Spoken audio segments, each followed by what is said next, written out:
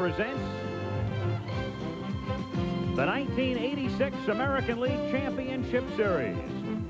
From Fenway Park in Boston, Game 2, the California Angels against the Boston Red Sox. In the pitching matchup, Kirk McCaskill and Bruce Hurst.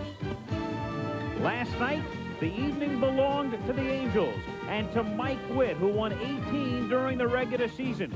He went all the way as the Angels won 8-1.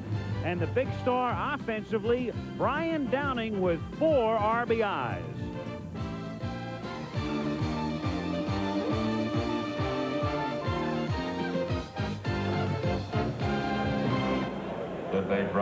It is just a perfect day in New England.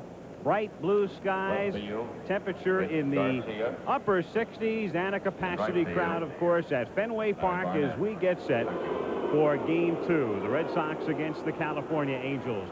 I'm Al Michaels, and again, the League Championship Series, a best-of-7, and the Red Sox very thankful for that at the moment. Tomorrow is an off day. We'll be in Anaheim over the weekend, Friday, Saturday, if necessary on Sunday, and then if necessary back here for Games 6 and 7 next Tuesday and Wednesday. And as I turn to Jim Palmer, the visiting team in a best-of-7 likes to go in and at worst get a split, and the Angels cannot do any worse than that, and the pressure today is obviously on the Red Sox. Well, it certainly is, and it falls directly in the hands of Bruce Hurst, the left-hander who was out for about 45 days with a groin injury. 13 wins on the year, 4 shutouts, all here at Fenway Park. Also an 8-3 record here, so I suppose just like last night, when you figure you need a guy to go out and pitch a big game, something that Roger Clemens was unable to do, you look to Bruce Hurst. He certainly has done it all year for him. And the Angels will attempt to counter Hurst's effectiveness with their right-hand hitting lineup. But isn't it interesting that here we are in October and Reggie Jackson will be on the bench? Well, this is one of Gene Mauch's strategies. He uses players. I think that if you want to give an edge to a bench, you give it to the Angels because they have a lot of platoon players. Today we're going to see Rick Burleson DHing, and instead of Reggie at second base, instead of Rob Wilfong, we're going to see Bobby Grich. But the one thing to keep in mind is that the Angels struggled against left-handers all year. They started out the season 3-12 against them, ended up 25-7 against left-handed starters, so they have their work cut out for them. Just as a postscript to last night's game, as a former pitcher yourself, Roger Clemens threw 143 pitches last night. Can he come back, if necessary, on Saturday, in your opinion, and be effective? Well, he hasn't done it all year, Al. The only time he pitched with 3 days rest is after the All-Star game, a game where he threw 25 pitches. He's that type of competitor. He can do it. He hasn't had to do it. They've babied his arm all year, something we talked about last year. They will not bring him back unless they have to. They're down 3-0. We're going to see Roger Clemens on Saturday. Or maybe even down 2-1. It remains to be seen. But right now what remains to be seen is Game 2 of the League Championship Series. Now the lineup today for the California Angels. They start with Rick Burleson, who is the designated hitter, and then Wally Joyner, the rookie first baseman. Brian Downing, one of last night's stars, hits third. Doug DeCinces is the cleanup hitter. Hendrick is the platooning right fielder. Grich at second base. Batting seventh, Dick Schofield. Bob Boone is the Angel catcher, and the batting ninth is the center fielder, Gary Pettis. So that's the lineup. The Angels will send up against left-hander Bruce Hurst, pitcher of the month in the American League in September. He talks about a left-hander in Fenway. I've been asked the question a lot, how come the lefties, how come I'm winning here? And is it tough to win here as a left-hander? And I don't really think it is. Over the years, Bill Lee, I think, had a winning record here, and Tudor and Bobby Ueda both had winning records here. So I think it's more or less a myth that a lefty can't win here. And between Bill Lee and us three, Tudor, Ueda, and I, there hasn't been any lefties in between, so you can't compare it to anybody. So I don't think that you have to change as a left-handed pitcher. You don't have to do anything different here. You just stay within yourself and make good pitches like you do in any ballpark or against any team. I think you get good results. And the first pitch is a good pitch for a strike. And the count 0-1 as we're underway in Game 2. Burleson, Joyner, and Downing in bright sunshine at Fenway Park. And it's quickly 0-2. When you talk about the bright sunshine, that's something that the hitters are going to have to contend with. Right now, they are both the pitcher and the hitter in the sun, but pretty soon you can see the shadows creeping up. Much more difficult to see the ball. I think a good case in point is staying within yourself, something that Roger Clemens was unable to do last night. A little bit more of a thrower than a pitcher. Burleson looping it to shallow right field, and Barrett makes the catch, and that will be the Sun field. In another hour or so, the sun will be shining directly into the eyes of the second baseman and right fielder. One gone. Joyner coming up. And the Red Sox defensively, the outfield of Rice, Armas, and Evans. The infield, Boggs at third, Owen at short, Barrett at second, and Buckner at first. Gedman back of the plate. And Hurst working now on Joyner with one out, and the base is empty. Wally Joyner with a couple of hits last night. Both doubles. He doubled in the first inning to right and then doubled to left down the line in the second inning to drive in a run. The American League's all-star first baseman, voted in as a rookie, and drove in 100 runs this season. We talked a little bit last night about somewhat dismal second half, especially when you compare it to the first half, but the two doubles last night, one right down the left field line, went with a fastball, and then got a 2-1 pitch the first time and drilled it to right field. Talked to him before the game, and he said he had a heart-to-heart talk with Bobby Knopf, who's the first base coach, and he said, yes, I am tired, but you don't get in the playoffs very often, so let's go all out. Last night he was able to do that. 2 balls and 2 strikes to count. An interesting thing about what Bruce Hurst said is that stay within yourself. He's got an overpowering fastball well into the 90-mile-per-hour range, good overhand curveball, but the pitch that has really made him the big winner.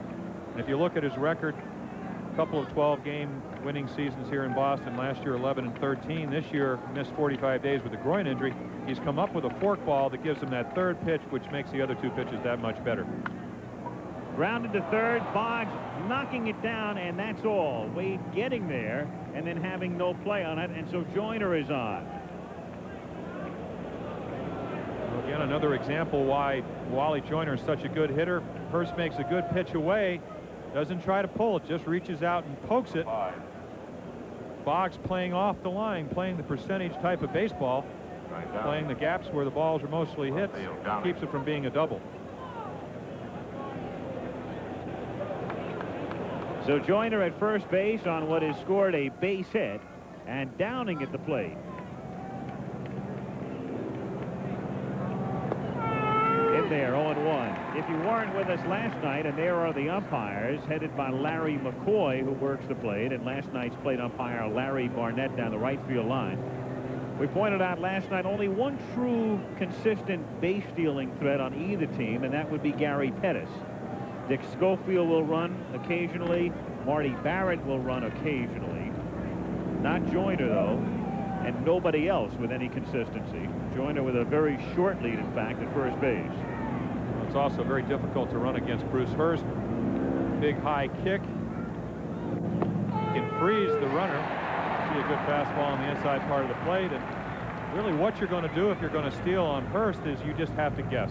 You have to guess that he's going home. You take off for second. Otherwise, very difficult to steal on. And last night we talked about also Rich Gedman, 86 attempts to steal. He threw out 44 base runners, over 50%. 1 ball, 2 strikes to count on Downing. And to a man, if you talk about last night's ball game, they talk about the pitch that Clemens threw, the good slider, low and away to Downing that they thought was a strike, was called a ball, and then he came up with a 2-run base hit that changed the complexion of the game. And as you pointed out last night, if you can go back to one pitch that set the inning up, the 2-1 pitch to Bob Boone, which turned into ball 3 and eventually a walk. The dimensions at Fenway Park, with its nooks and its crannies, and 420 to the deepest part of the ballpark, the triangle in right center.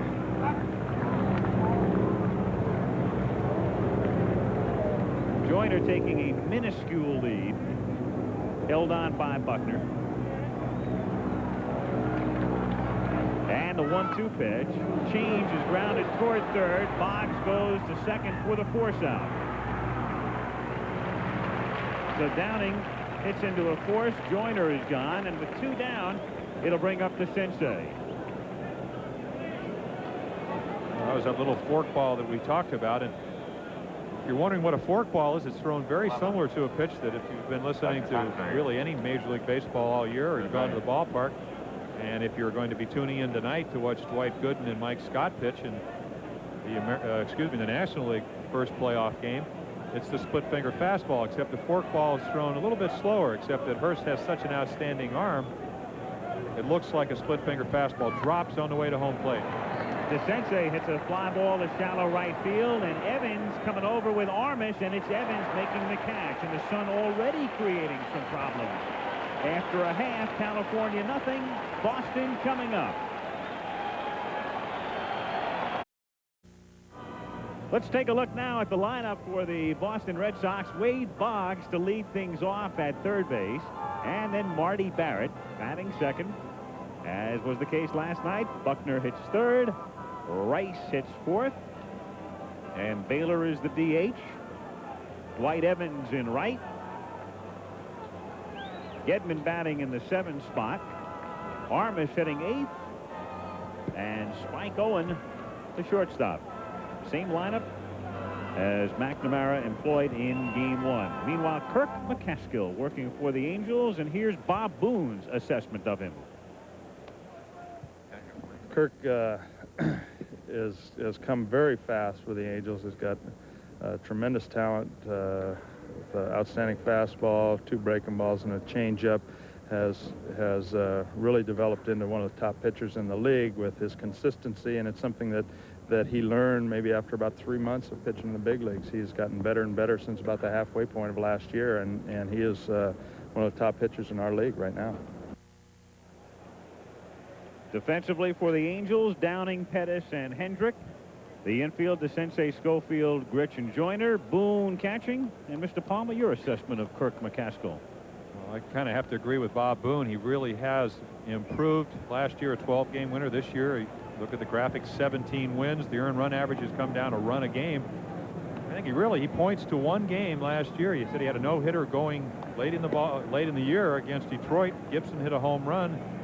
And he said the biggest thing he had, and if you really look at his career, Al, he has only pitched about 600 innings. So you will no doubt document his past history as a hockey player at the University of Vermont and so forth, but really has not pitched that much and has learned how to pitch in the major leagues, and he's done it well. He's kind of canned the slider, gone to basically a changeup, a curveball, and a fastball that I think the hitters described as sneaky. He's not overpowering like Witt or Clemens, but the ball gets up there in a hurry, and when you mix it with the other 2 pitches, he's very successful. Is a strikeout pitcher. That's exactly the way he described himself the other day when I asked him for a self-scouting report. Sneaky fast. Boggs to lead things off. Boggs, Barrett, and Buckner in the bottom of the 1st inning. No score in Game 2.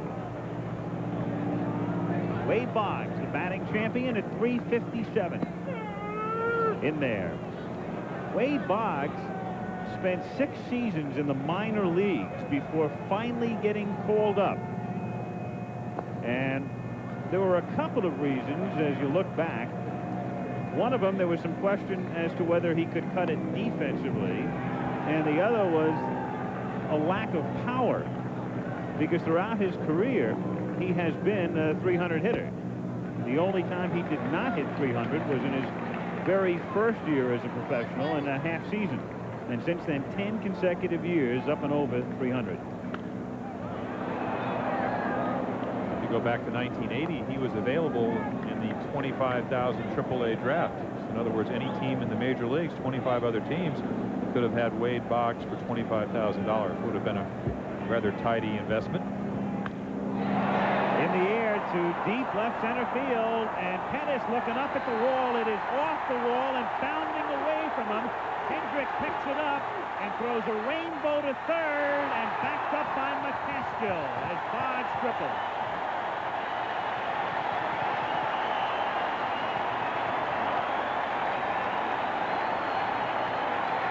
Well, they've been trying to get him out with curveball. There is one up in the strike zone.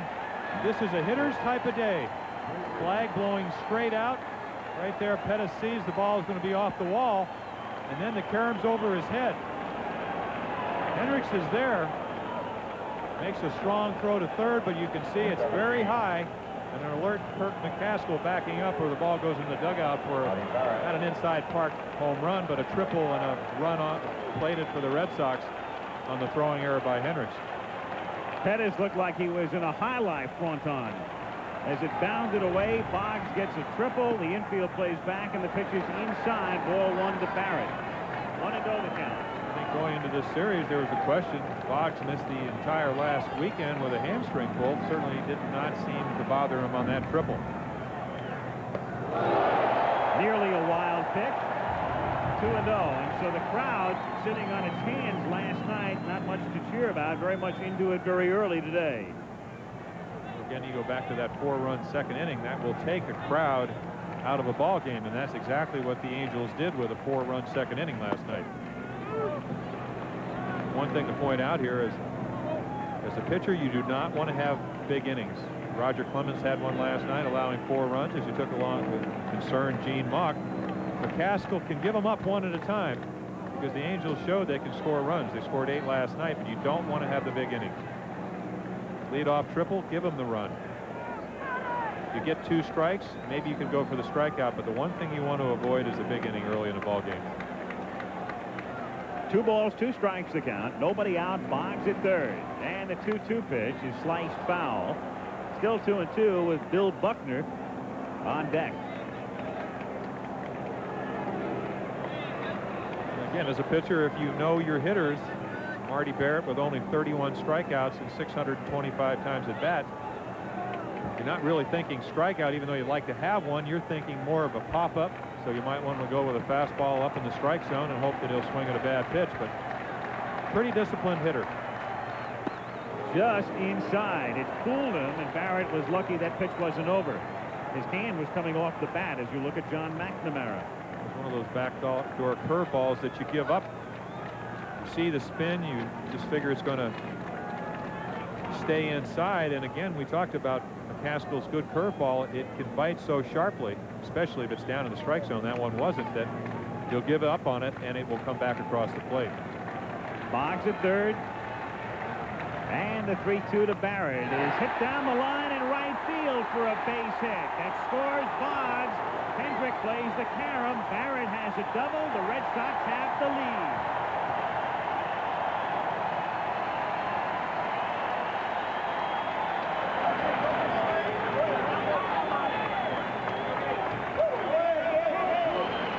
Just like last night, the only run the Red Sox scored was on a single to right field by Barrett, a fastball up and away again.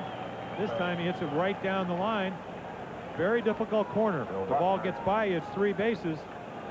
Hendricks makes the play. Barrett easily into second with a double.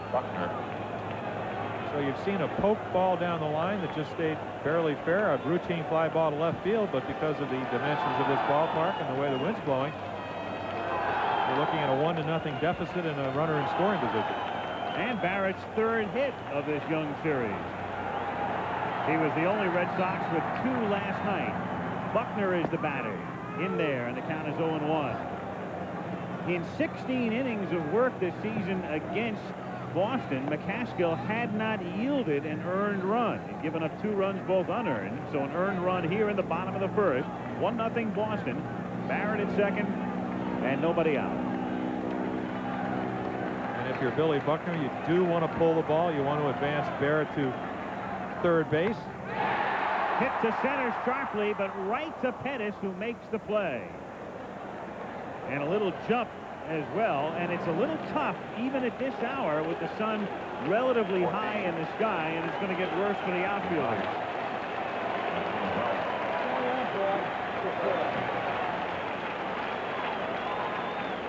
And it's going to get worse, as you can see, for the hitters very shortly, as that shadow line extends past the plate. Jim Rice, 0 for 4 last night.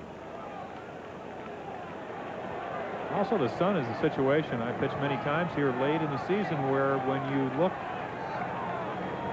for your sign, you try to pick up home plate, you look right over the upper deck and you look right into the sun, and it's very hard sometimes to pick up home plate, so you don't get as good a perspective as you would like to pick up the catcher's target. So not only does it affect the outfielders, it can sometimes affect the pitchers. And it's what you call your high sky today. Ice blue, totally cloudless, crystal clear. It is just a magnificent day in Boston. And that panoramic shot will give you an idea of the type of autumn afternoon it is in the hub. Temperatures expected to reach the mid-60s. And if you're a hitter, you love these kind of conditions. Look at the flag. Grounded to the left side, and Schofield gets Barrett in a rundown and tags him out. And a nice play by Dick as Barrett got caught, hung up between second and third. And not only does Schofield do the job, he does it without a rundown, and he does it by keeping Rice at first base. Well, this is a no-no again. Any ball hit to your right as a base runner, you can see right there Marty realizes he's made a mistake. And this is the good part of the play. A little fake by Dick, the tag, and Rice doesn't have a chance to advance. So Don Baylor is at the plate. Outside on the count 1-0. If anybody would know how to execute a rundown play, it would be Schofield. He's known about that, I'm sure, since he's been able to walk. His father was able to do that with perfection through the years. Drilled to left field and by Downing and off the fence and into third on a long single goes Rice. And what a big play now with Barrett getting hung up between second and third. Still 1-0 instead of 2-0. And the crowd coming down on third base coach Rene Latchman, contending he should have sent Rice in. Well, he might have sent him in, but they would have sent him back to the dugout for the third out. Absolutely. Again, Downing makes a good play. What you try to do here is play really deep enough where you can get back for the line drive, except Baylor hit the ball so hard, Downing had no chance to do that, but also shallow enough so you can come in and catch the line drive over shortstop. Now Evans with runners at first and third looks at a strike. So a triple off the wall by Boggs. Barrett with a double down the right field line. Buckner hit a shot to center. Baylor hits a shot off the wall. And there's a shot to center field, and Pettis gingerly comes in and makes the catch. So McCaskill was no mystery in the first. The Red Sox get a run and lead 1-0.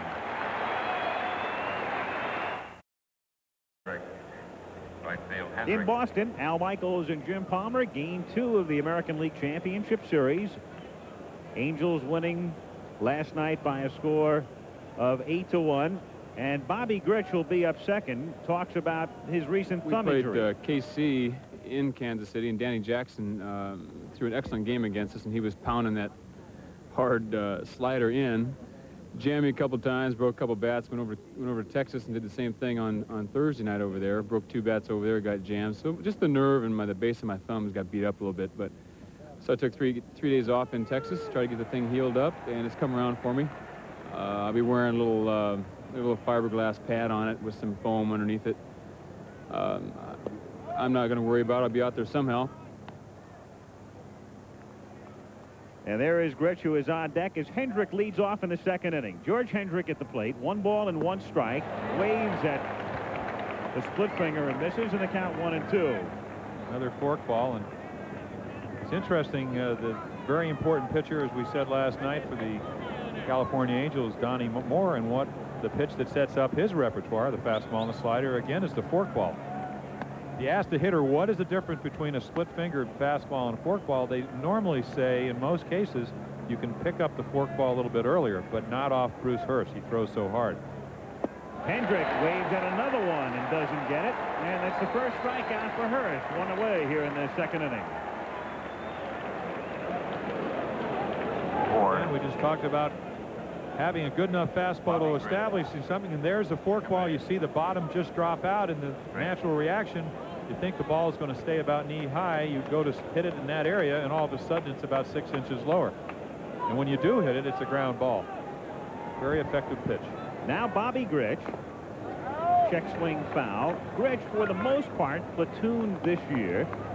And that was the case last night as well, with Rob Wilfong getting the start. And this could very well be the swan song for Bobby Grich.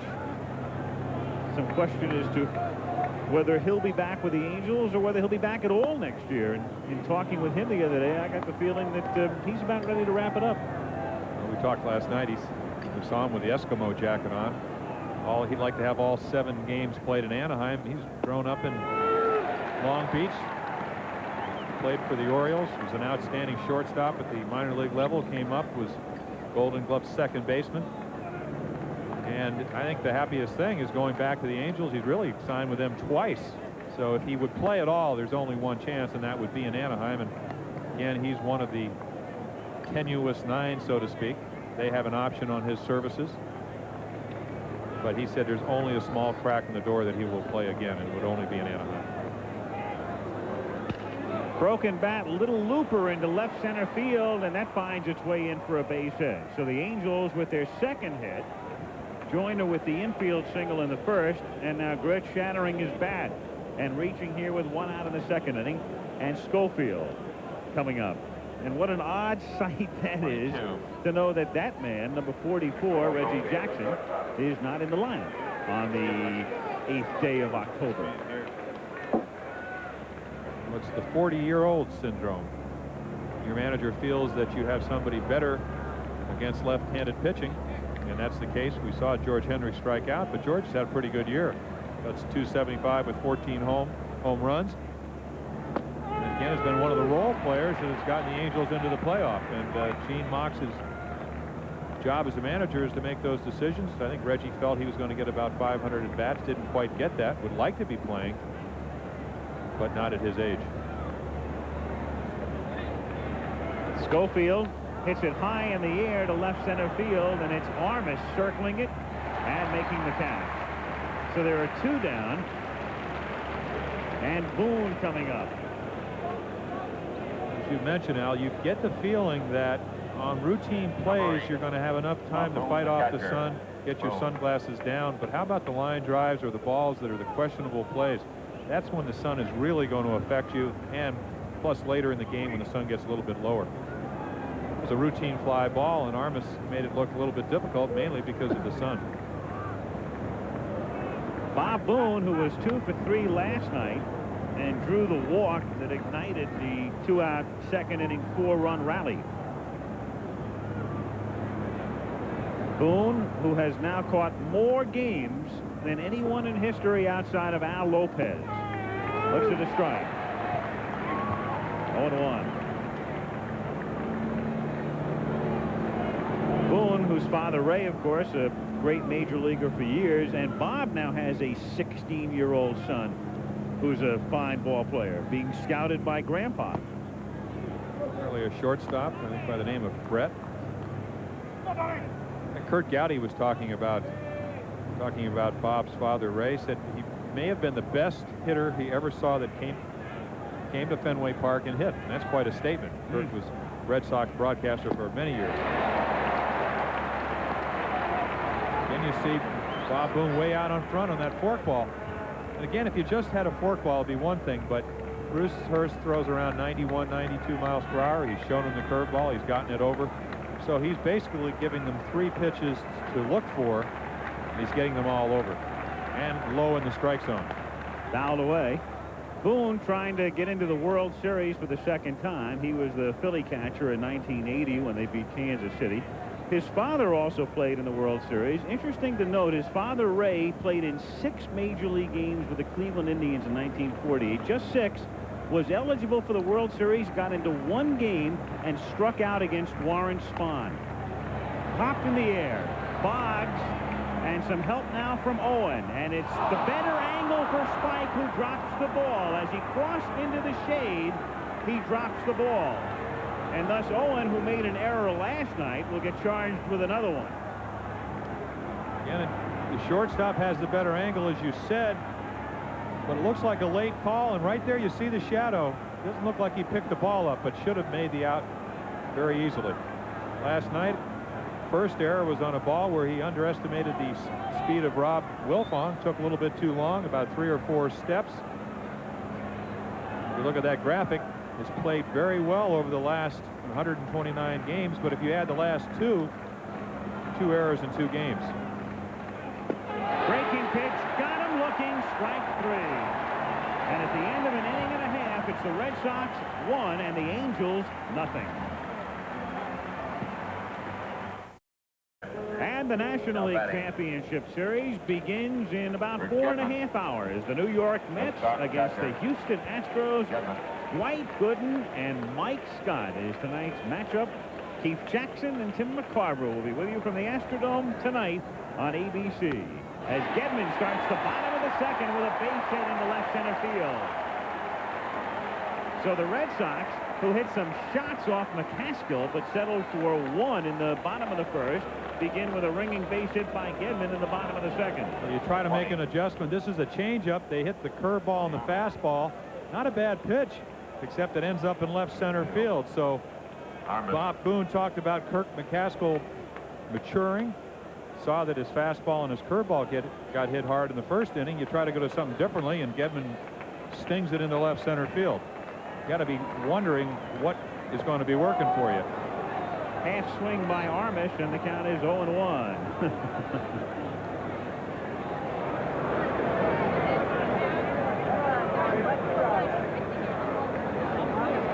Cast of characters.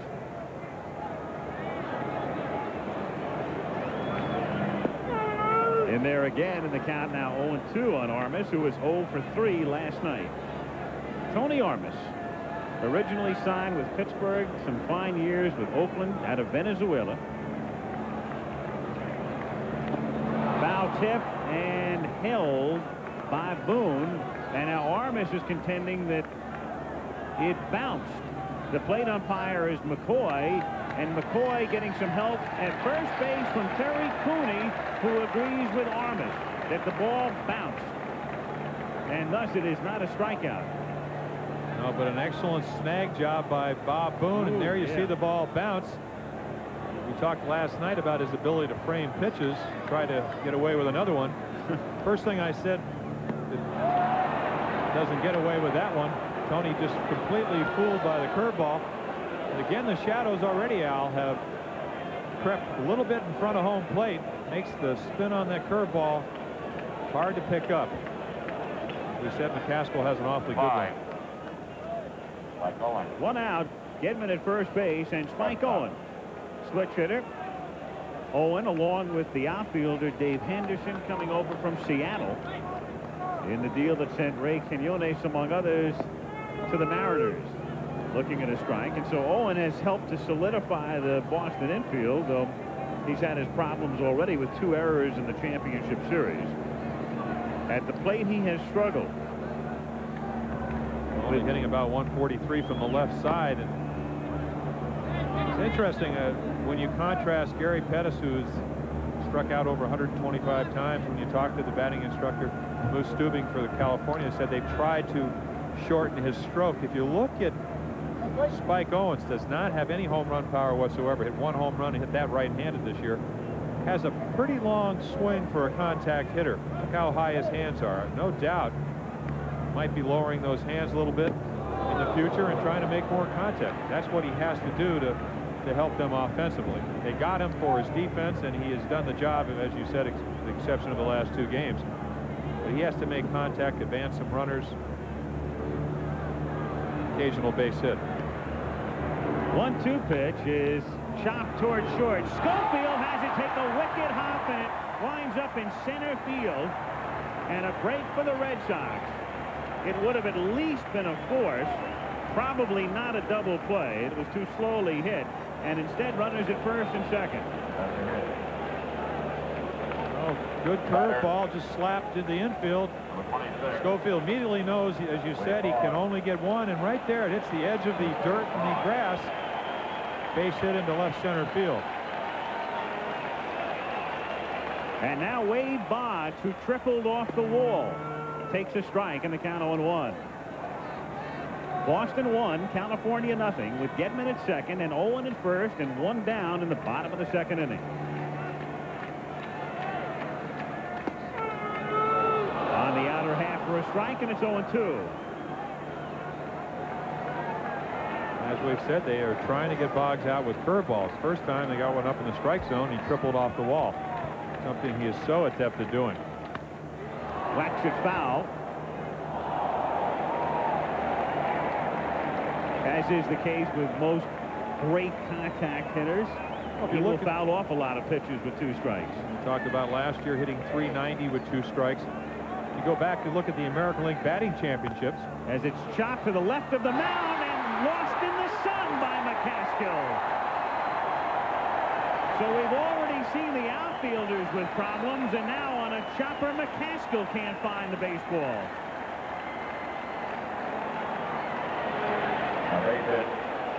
Remember, years ago, it was Billy Lowe's of the Dodgers, and they laughed at him when he said, "I lost a ground ball in the sun." He has some company. As I said, it's right over the right, really the third base dugout. And right here, he looks like he's going to field it easily. Right there, you can see him tuck. He doesn't see the ball at all. Loads up the bases. And thus the Red Sox, on a single by Gedman, then a bad hop single by Owen, and a ball lost in the sun, have the bases loaded, and Barrett is the batter. Strike. It is ruled. Well, it has not ruled anything yet. And they're going to give McCaskill an error.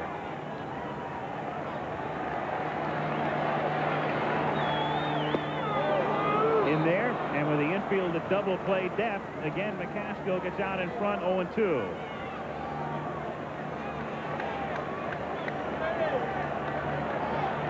Bases loaded, 1 out. Sox trying to break it open early. A looper foul. Barrett went that way in the first inning for a double. And again last night, and Marty Barrett came up 3 years ago, hit .303 last year, down to .266. A lot of people accused him of not playing as hard with the same intensity. He said, well, I'm not going to play golf. I'm going to do Nautilus, do aerobics. No personal appearances, and he's had a fantastic year for the Red Sox. 0-2 pitch is grounded, base hit into left field as Gedman scores, and they hold Owen at third. It's 2-0.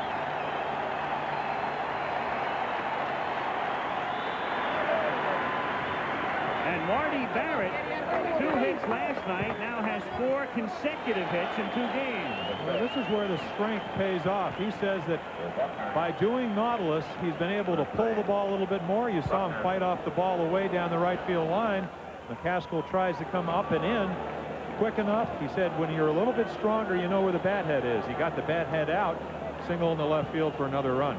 And Marcel Latchman, the pitching coach, comes to the mound, and the irony here is as he goes to the mound, he passes his brother, Rene Latchman, who is the third base coach for the Red Sox. Not exchanging secrets here, however. They both were in the same shot. Former manager right there of the Seattle Mariners and Milwaukee Brewers, and now coaching third under McNamara. Bill Buckner lined to center in the first, so the bases loaded. Owen at third with Boggs at second and Barrett at first. There's Spike. Boggs and Barrett infield looking for the double play. And Buckner taking low, ball 1. 1-0. Okay. Ferris and Dixon. What year would that be? The Boston American. It says 2 cents, so it's not yesterday. Yeah, no. Or is that 3 cents? 3 cents. Chopper fielded by Joyner, who goes to Schofield 1. Back to McCaskill. He's on the bag for the double play. Big double play. And the Red Sox come up with just 1. After 2, 2-0 Boston.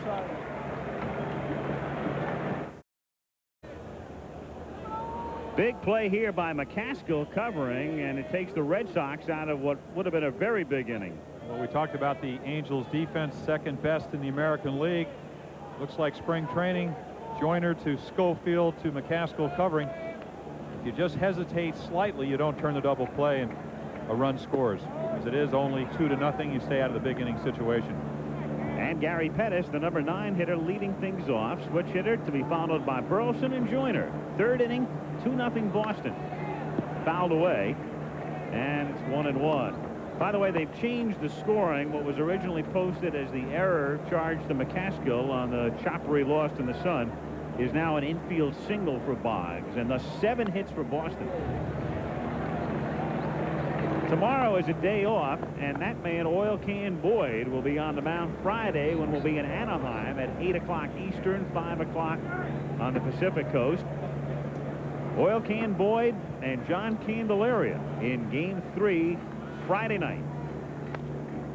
Grounded toward the hole. Nice stop by Boggs with good range. Gets him. And it's tough to get Pettis.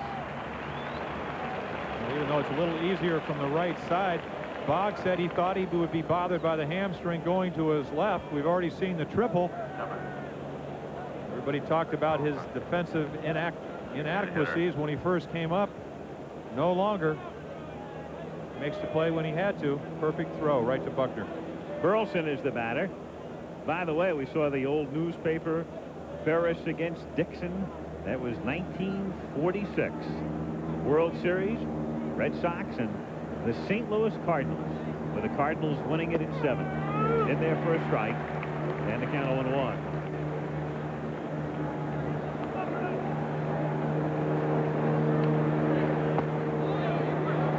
One and 1 the count. The bird. Good enough for what? That's Mark Fidrich. How many more times? In the air to right field. And Evans with the shades down makes the catch. 2 away. Mark Fidrich, who's from New England, and remember the year he had with the Tigers in '76, talking to the baseball and the antics on the mound. And I believe he's in the pool building business in New England, which is a very seasonal job, I would assume. Especially up here. Yeah. The bird himself. We're not talking Anaheim. No. Villa Park and Anaheim Hills all year round there. Hey, maybe he will be moving. Boy, what a year he had.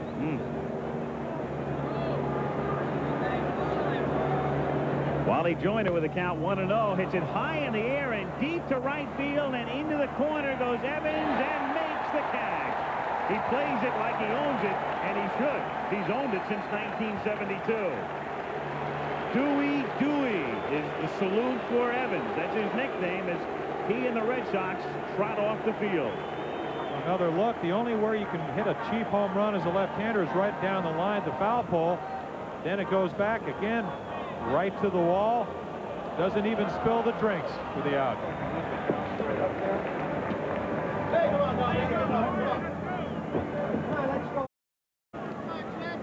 Bottom of the 3rd inning at Fenway Park with Jim Rice at the plate. He has swung and missed at the first offering from Kirk McCaskill, and the 0-1 pitch is outside. 1-1 on Rice, who'll be followed by Baylor and Evans. Middle of the order, bottom of the 3rd, 2-0 Red Sox. Good fastball. 1-2. One way to take a look at today's game, the ultimate cheap seats. Good breaking pitch, got him off speed, low and in, and down he goes.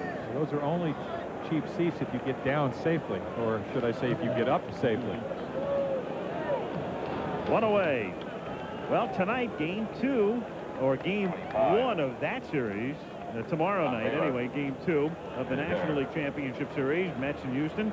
And then Friday we're back with you from Anaheim as it's grounded fouled outside 3rd by Baylor, who checks his bat and will probably go back for a new one. Again, tomorrow night, game 2, tomorrow night, New York and Houston, game 1 obviously tonight. Game 3 of our series on Friday. And the night games all begin at 8 Eastern time. Baylor, who singled in the 1st inning. Singled off the wall. Very hard. A rocket off the wall. Interesting thing, there are so many Red Sox, and everybody looks at this ballpark. The wind blowing out today is a home run ballpark. Baylor with 31 home runs, 22 on the road, only 9 here. Very deep and very foul. And you go to Dwight Evans, 26 home runs, 18 on the road, 8 here at Fenway Park. Gedman 16, 14 on the road, only 2 here. It's a little bit more difficult as a left-handed hitter to hit home runs in Fenway Park.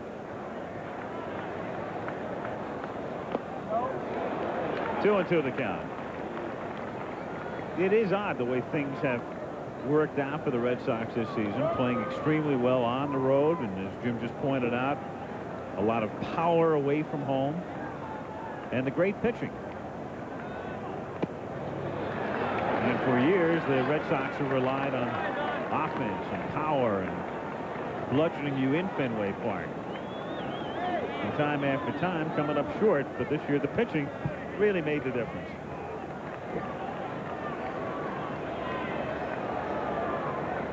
And Baylor is on. So Don draws a walk. He's at first base with 1 down. And Evans coming up. In the first inning, Boggs with that triple off the wall, and then Barrett a right field double. Then in the second inning, they got some breaks after Gedman with a base hit, Owen with a bad hop single, Boggs with an infield hit that McCaskill lost in the sun, and then Marty Barrett drove in his second run of the game with a base hit to left. It's amazing what a long foul ball will do to you as a pitcher. Become very defensive. We saw a walk maybe as a result of that. Again, when you trail early in a game and you know who you're pitching against, and Hurst has pitched so well, as you said, pitcher of the month, 5-0 in September, even though his his October start was a little bit of a disappointment, though they had clinched the pennant. If you're Kurt McCaskill, you know you can't give up a whole lot of more runs, so therefore you maybe pitch a little defensively. And if you pitch defensively in this park, pitching around guys being too careful, you pitch and you walk a Baylor to get to an Evans, the score can go from 2-0 to 4-0 in a hurry. Good move to first base. McCaskill quick on his feet, and well, he should be, because Jim touched on it before. McCaskill, great hockey player in college at the University of Vermont, and started his pro sports career in hockey.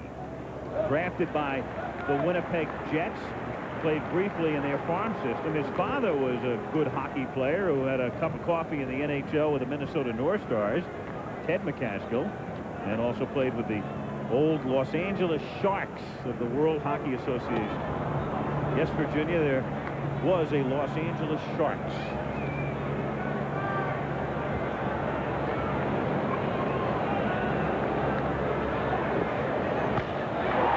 High fly ball to right field. Fading on it is Hendrick. And he one-hands it, and again, everything out there is going to be an adventure today. Well, that's also the nature of George Hendricks. George has been known to be a little lackadaisical, has had a fine career over really since about 1971, but he makes everything look pretty casual, and that was no exception. Sometimes you don't know if that was the son or that's just George. Exactly. Because he's leading the league in inseams. It's a pretty good Quinella. Gedman takes a strike in the count 0-1. Longest inseam in the history of baseball. You look at his pants. Surprised he hasn't caught him on his spikes. Another move to first base, and he's keeping Baylor honest. Throw the fucking ball back. And Baylor is not really much of a base-stealing threat. 2 outs. He's not going to really be worried about breaking up a double play, but that is one thing he can do with the best of them. So you try to get as big a lead as you can, so you can break up a double play. But here with 2 outs, I doubt if we would see Baylor running. Hit down to third. Nice stop by the sensei. Goes to short way for the Forest, and that's out for Boston in the third. We've played 3 at Fenway in game 2. 2-0 Red Sox.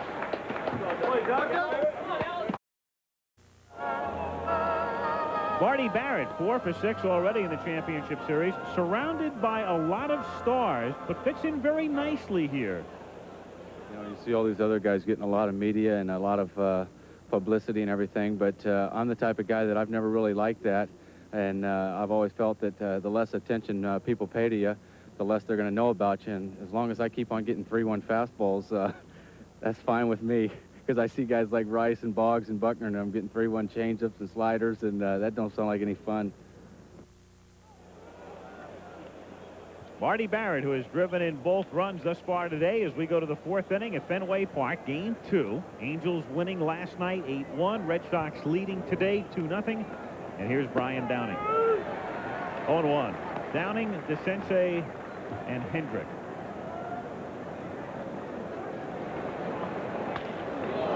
Hit to center field, and Armas comes up and has to play it on a hop, so it's a base hit for Downing, and hit number 3 for the Angels. They've all been singles. It's the first time they've gotten the leadoff man on today, and it will bring up Doug DeCinces. Doug DeCinces, third base, DeCinces. Doug Good idea. DeCinces Excuse me, hit Alex. 256 during the regular season. Well, he did, and as we talked about last night, separated shoulder, has really a chronic back problem. And another one of the players that is in his last year of his contract and had a great year, I believe in 82, and every year it's slipped. This year his batting average has gone up. I guess maybe being on the last year of your contract is a little bit of a motivator, reason for incentive. It was a career year for DeCinces in 82. Hit 301, 30 home runs, and finished 3rd behind Robin Yount and Eddie Murray in the MVP balloting that season. Doug talked about hitting here in Fenway Park. He said you have a great tendency to want to pull the ball. In other words, the left shoulder flies. You look out, you come in here as a ball player, the first thing your eyes see if you're a right-handed hitter is the fence out in left field, and if a hitter moves that left shoulder too quickly, you have no chance of staying with the ball. And right there, home run swing, pulled off the ball, and if you do that, hit a lot of ground balls, you miss the ball, and you end up with your face down by a third base coach. 1 ball, 2 strikes, the count on DeCinces. Gene Mauch, who began his managerial career with the Philadelphia Phillies back in 1960.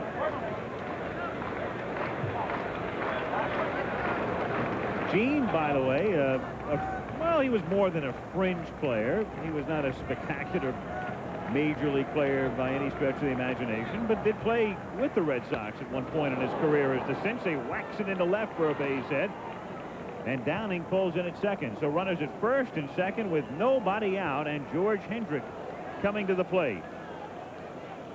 Well, Doug stayed right with that curveball, and again, a lot of times when you're hitting well, Doug last night single right center. When you get 2 strikes, you shorten your stroke. Got a curveball up in the strike zone and did not pull out, just tried to make contact and just whacked it into left field. The Red Sox will now discuss the options here defensively, and let's see about the Angels, who love to sacrifice. We talked about their prowess in laying them down and bunting and the type of baseball that Gene Mauch likes to play. And here you have Hendrick, who can hit one out in a situation where Mauch may have him lay one down. Let's see.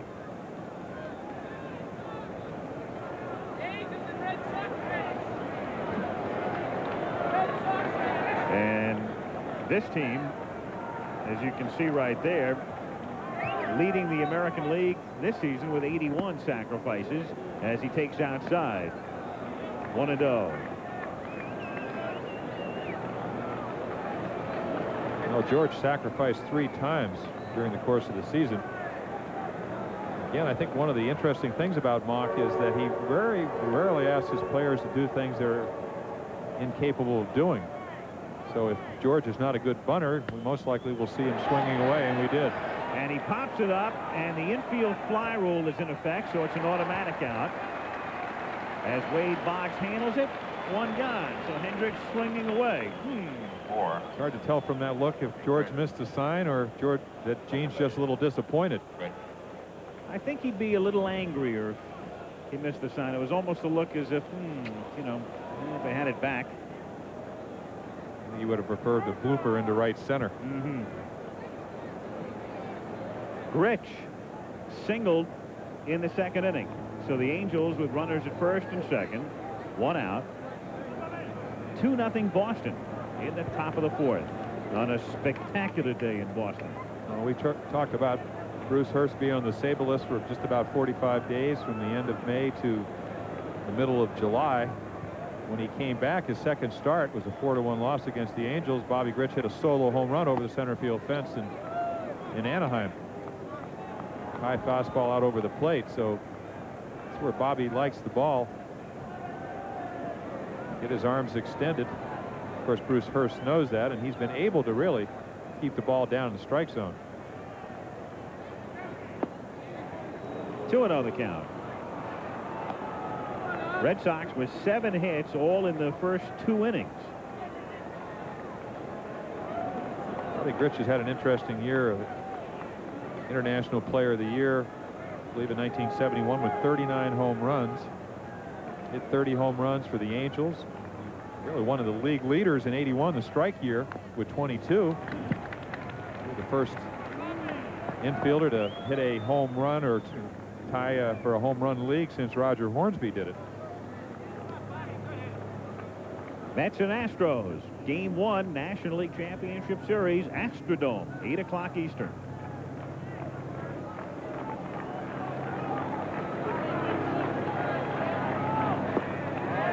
Just missing. And the count now 3 balls and 1 strike on Bobby Grich. Grich, the number 6 hitter. The Schofield will be next. Downing is at second, and DeCinces away to his lead at first.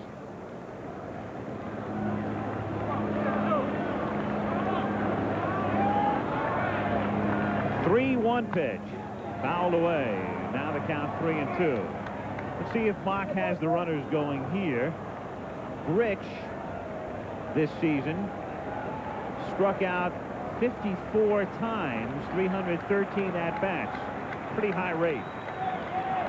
Also, Hurst is a strikeout type of pitcher, but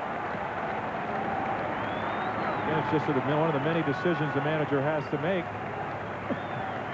It's a calculated gamble here because of Hurst's ability to strike batters out. Runners go, grounded to third, and Boggs knocks it down, and that's all. And Wade had a lot of things to think about at one time.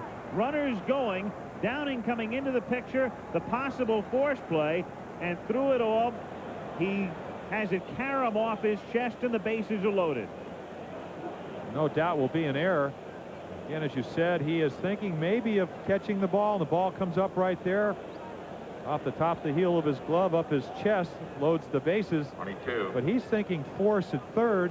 Big Schofield. Again, with a 2-0 lead, I think in retrospect he would have liked to have caught the ball, and he knows he has plenty of time to get Grich at first base. Again, it's one of those instantaneous decisions you have to make as a defensive player, and if you're a good defensive player, and Wade Boggs, as we've said, is greatly improved, you usually thought those things out before the balls hit to you. It's an error. The bases are loaded, and Schofield with the count now 0-1. Downing is at third, DeCinces at second, and Grich at first with 1 out. So Boggs, thinking double play, winds up with nothing. Bases loaded and 1 out. 2-0 Boston, 4th inning. Second Red Sox error of the game, and the third in the 2 games after they had gone 10 games to end the regular season without an error. They're trying to pitch Dick Schofield up in the strike zone. His power is down. And he chops it toward the hole. It's backhanded by Owen, and he's too late to third. Couldn't get the ball out of his glove. And so the Red Sox commit another blunder, and the Angels get on the board, and it's 2-1. As the ball gets stuck in Owen's glove. It's a heads-up play because he knows that the easiest play is to get the lead runner right in front of him. Take another look at it right there. About 4 or 5 steps, similar to last night. By the time he makes the play, DeCinces into third safely. A lot of hustle by Doug DeCinces, not assuming that he is not going to be involved in the play. Beats the throw. Catcher. Say what? They scored a hit. 2-1, and Boone is the batter, and he pops it up in the infield, and the Red Sox will get a definite out here. This is the infield fly rule. And thus, in an inning in which they committed an error and should have been charged with a second, the only 2 outs have come on infield flies. You can't miss. That's what I call a smart pitcher. A couple of grounders. Right. One goes for a hit, probably should have been an error. The other one is an error, so you go for the pop-up. And now Pettis is at the plate. So Schofield gets credit for an infield hit, which also gives him an RBI. Pettis and a field. Pettis, meanwhile, grounded out in the third inning. 2 hits and a walk last night.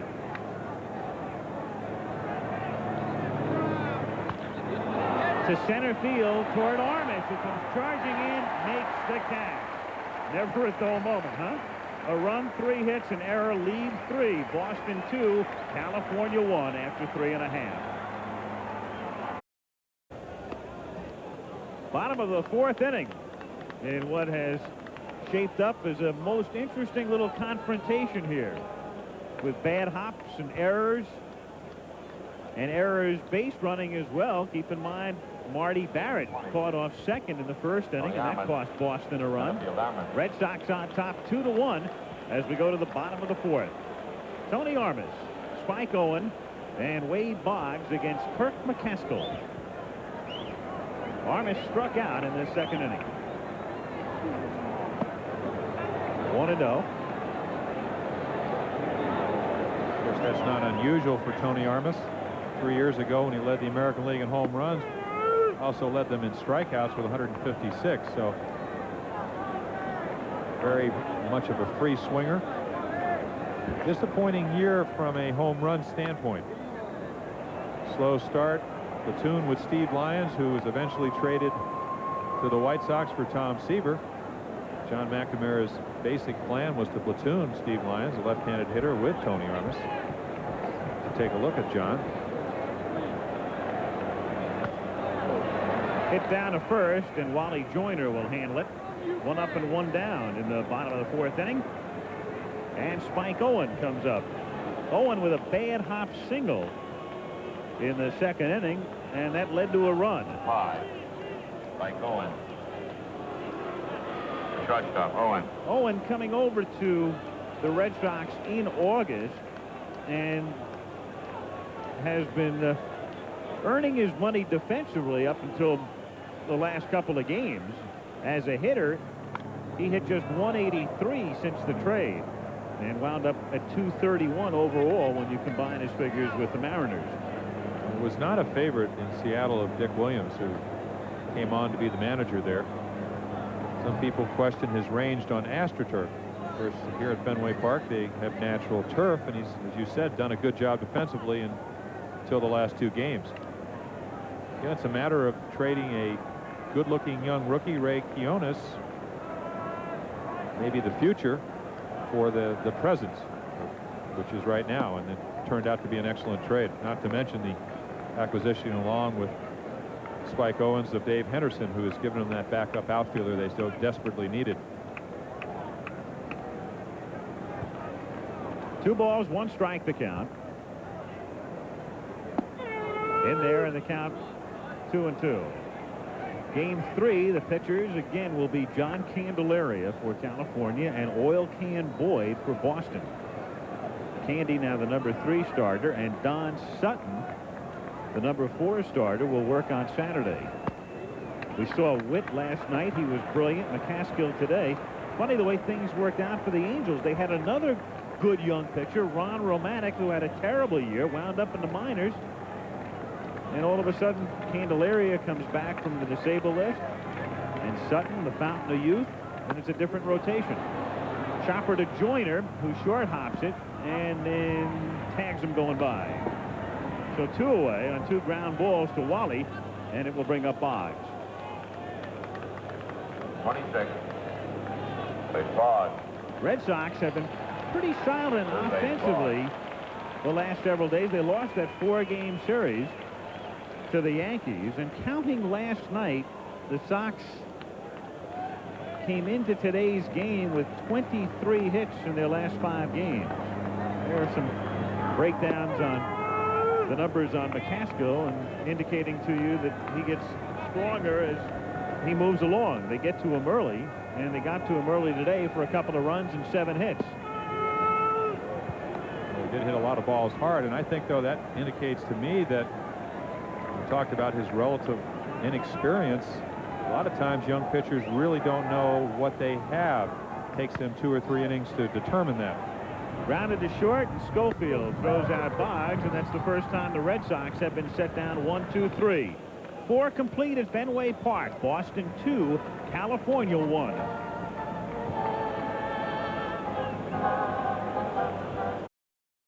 Hitter.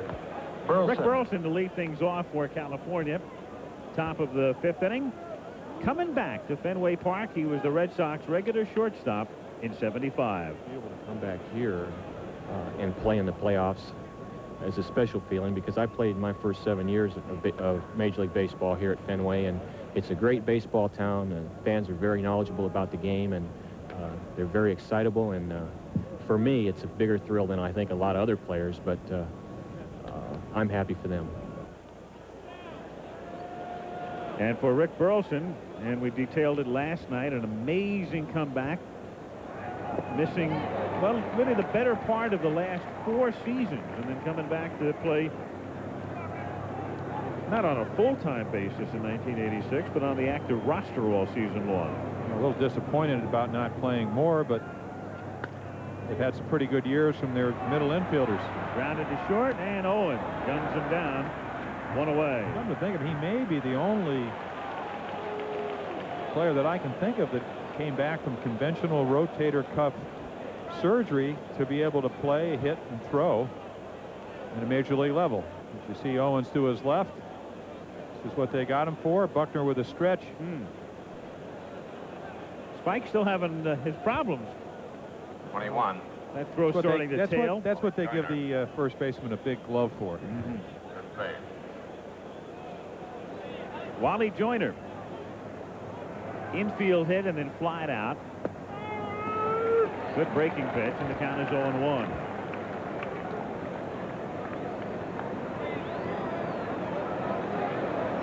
Just missed a home run the last time up. We talked a little bit last night. Everybody said, you asked me, are they pitching him differently? Yes. Maybe less breaking balls. And when you throw him the breaking ball, you want to spot on the outside corner, staying away with the fastball, making him hit the ball the other way, not giving as many balls to pull. But when you consider that he played a full season in the minor leagues last year, went to winter ball where he won the Triple Crown, probably played every day in spring training, then had a fantastic first half, went to the All-Star game, had the shoulder injury. 290 with 22 home runs and 100 RBIs is quite a year for a rookie. He's got to be a little bit tired, but try to get over that in the playoff. A drive to deep right field. Evans goes all the way back to the wall with Armas, and gone into the bullpen. And Joyner, who just came up short, and Evans had to reach to take an extra base hit away from him in the third, has hit a home run here to tie the game. And that's 4 hits in the 2 games for Wally Joyner, who makes a little bit of history right there. Everybody says, who does he remind you of? I said Freddie Lynn. Nice long stroke. Takes a ball really on the outside part of the plate. Quick enough bat. Talked about that shoulder injury. Kept him from lifting weights. He's been able to do that the last month and just hits it in the bullpen. It's not an easy place to hit home runs if you're left-handed. Joyner hit 22 during the regular season, but that's his first home run in over 2 months. He had not hit one since the 5th of August.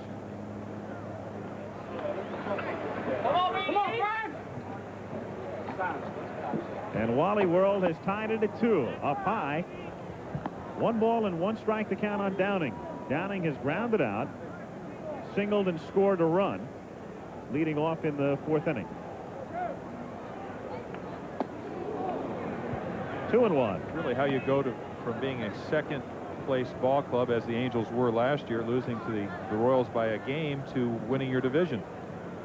You release somebody like Rod Carew, collectively along with the Angel first basemen last year, only hit 8 home runs, and you get 23 from a rookie.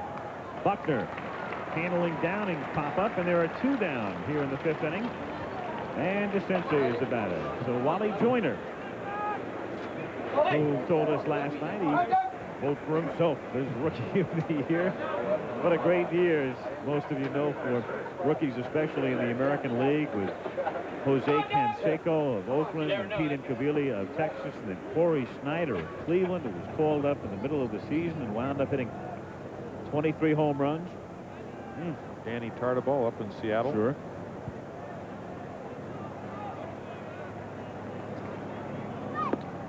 Swing and a miss, and the count is 0-1. Well, that was Doug's A swing for a home run. Little smile afterwards. Saw that the first 2 swings last time, and then he went into a 2-strike defensive position and singled to left. 1-1 the count. 2 out, bases empty. Top of the 5th inning. Game 2 of the American League Championship Series, tied 2-2.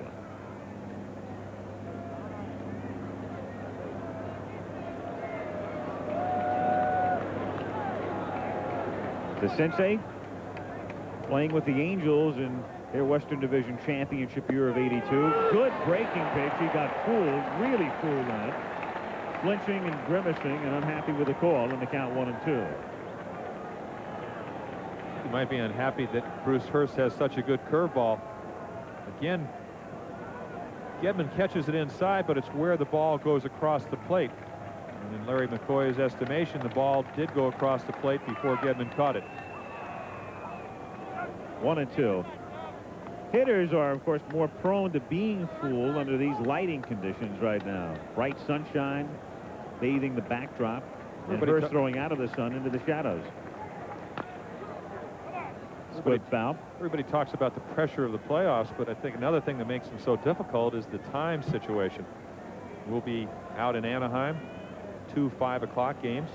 You pointed out it does get a little bit darker earlier, but you're talking basically twilight games, and those types of situations, as does today, favors the pitcher. You don't pick up the ball as well. And the diffused light of October, even in the day games. And think about your memories as a kid going back, thinking of World Series. There's so many of them in Yankee Stadium, and the way the shadows would creep across. That's right between geography and history. Wanted to see who was ahead, the Dodgers or the Dodgers or the Yankees. Take that little transistor to school with you, and you could see the shadows. Who cares about Mesopotamia? Let's see how the Yankee score is. Fouled away. Still 1-2. You remember Mesopotamia, Yeah. a great shortstop for the second baseman, I thought. Well, he was a middle infielder. Let's leave it at that. Sold cars on the side, didn't he? Well, back then, that's the only way you could augment your income. Grounded to short. Owen has to wait for it. Throws, very high throw, and he gets saved by Buckner again. Spike still trying to find the mark. Joyner found the mark, though, and we're tied 2-2.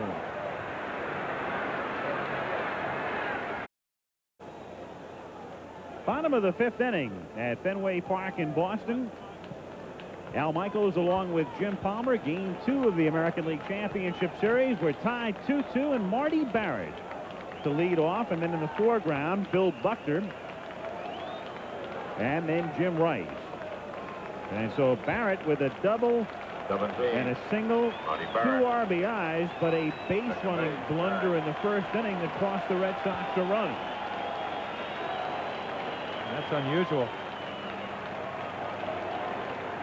And he is trying to etch his name alongside those with 5 consecutive hits in a championship series game.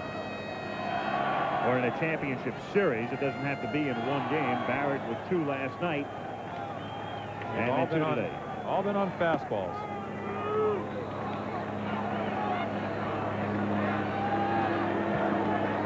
Oh, and 1 the count.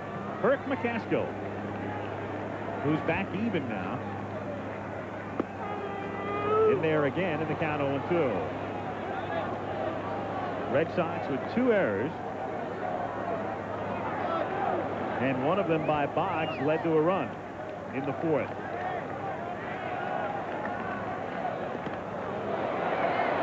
One and 2.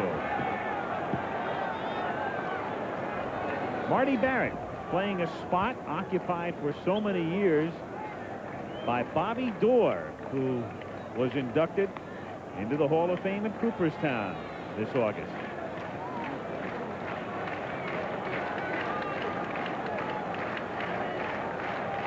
Breaking pitch is in there for strike 3. So Bando and Rivers and Matthews in the gang are not joined by Barrett. Down he goes. Bill Buckner. Certainly does. And Kirk McCaskill with 10 games in the 1986 season with 9 strikeouts or more, and pretty good example of how he does it. Sets you up with a fastball and then throws you a curve blowing away at the knees.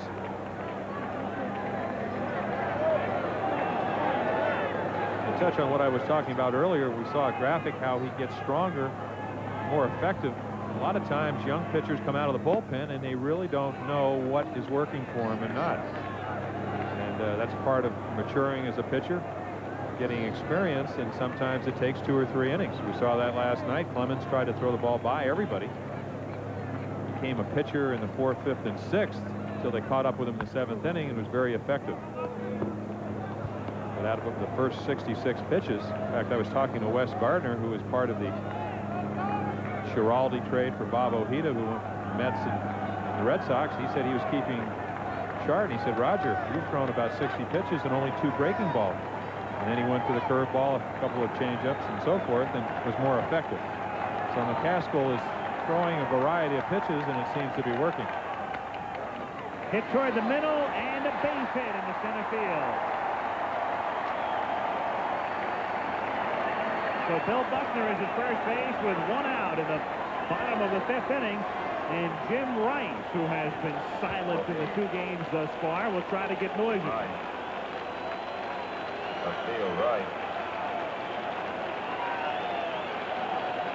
Rice is 0 for 6 and has yet to hit a ball out of the infield in the 2 games.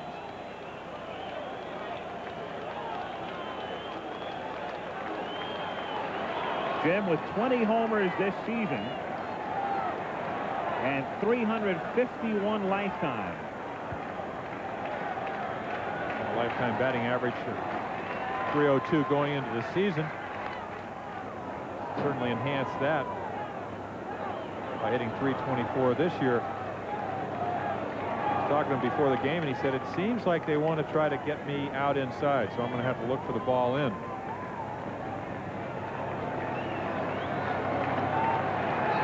We'll see if he does that.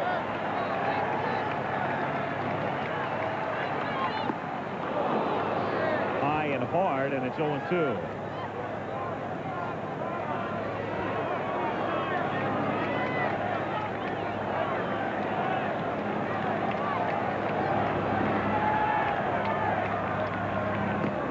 Away, 1 ball, 2 strikes on Rice, who is playing in postseason action for the first time. Again, he was hurt in '75 at the end of the regular season and missed the playoffs from series. Fouls it away again.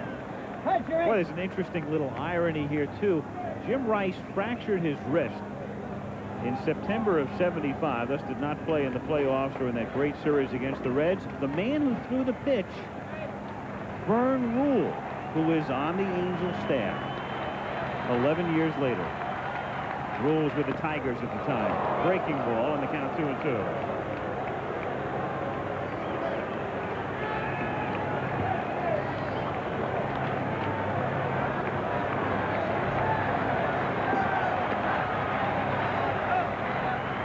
And down he goes on a breaking pitch again. And so Rice is a very silent 0 for 7. And that's 4 strikeouts for McCaskill. Another great curveball. Starts about belt high and ends up on the ground. Pretty good indication. If you look at the hitters, you can see them squinting. It is not easy to see. Throwing a ball, it's supposed to be white, but by the time you put that Mississippi mud on it, it's kind of a cocoa brown, throwing out of a background that is bright and sunny. It's just not the best time to hit. So if you can make quality pitches, and both pitchers have been able to do that, you're going to be effective. Little squibber foul in the count 0-2. They may be squinting, but Joyner was pure 20-20 on his drive to right field to tie at the top of the 5th.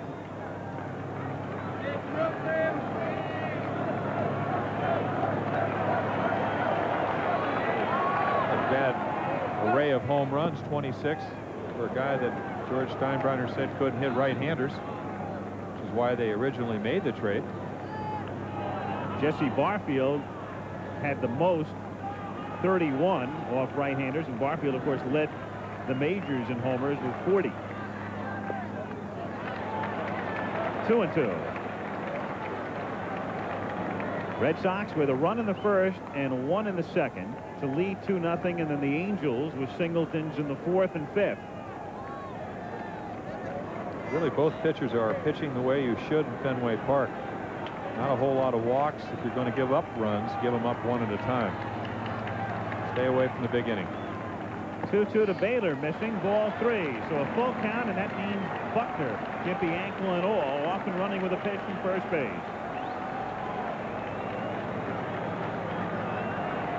Well, the only walk McCaskill's had so far is to Donnie Baylor, and that's after that long fly ball. So 31 home runs. You have a lot of respect for a guy's power, and he can make a 2-2 game 4-2 in a hurry. And it's inside, ball 4. Boone, as usual, trying to frame it, but McCoy says no. And now the chant again of Dewey, Dewey for Evans. Well, here's what we're talking about, framing it. Ball's a backdoor curveball. Watch Boone just kind of pull the ball in, hoping that McCoy, who's sitting on the inside shoulder, had too good a view to really be fooled by Bob Boone. And again, walking in the clubhouse, and we walked in early this morning, first thing Billy Buckner said, he kept getting pitches 3 inches outside last night, talking about Mike Witt. Again, talking about what Bob Boone is able to do as a catcher. Just expands the width of the plate. Evans fouling it at the plate, and the count is 0-1. Gene Mauch, who will watch his club go home at worst 1-1. And naturally, he's hopeful of a 2-0 advantage as we proceed to Anaheim for Game 3 on Friday.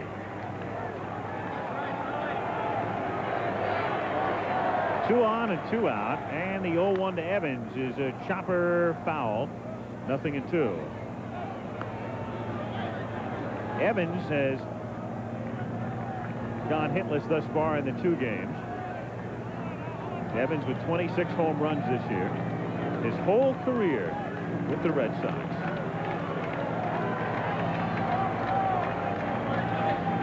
Very structured hitter, Al. You can see a very unusual stance up on his left toe, and you see how he turns it in. That's to keep that left shoulder in, to stay in. Wants to move towards the pitcher. Curveball just misses. Annually, a very slow start. He talked about leading off the year with a home run last night, then went 0 for 19. Needs a lot of extra hitting. Reaching for it, and it's still a ball and 2 strikes.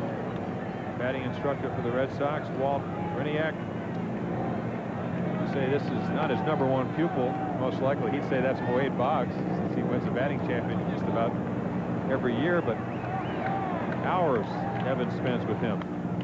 And he pops it up a mile high back of second base, and it's Rich and it's Schofield looking at each other, and it's in there to give Boston the lead.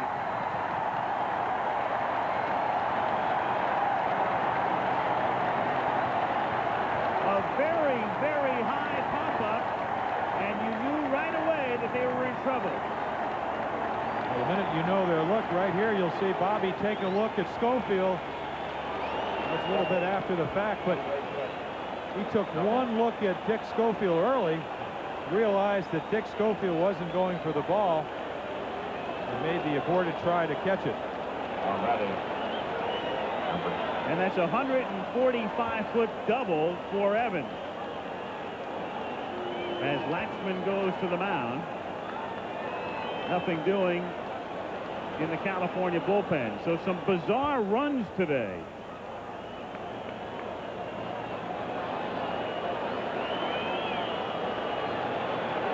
3-2 Red Sox in the bottom of the 5th inning.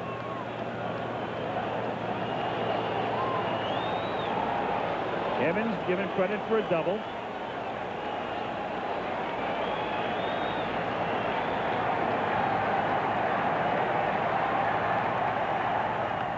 And Gedman fouls it away.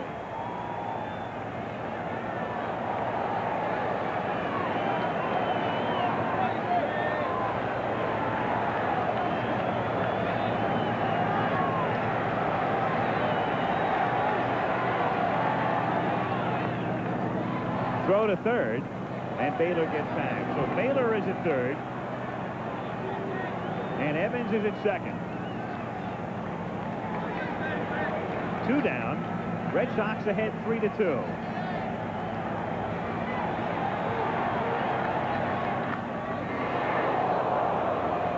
Still 1-2. They originally flashed double on the board, and now the totals reflect, and now they're going to change them back on the manual scoreboard in left field to reflect the double.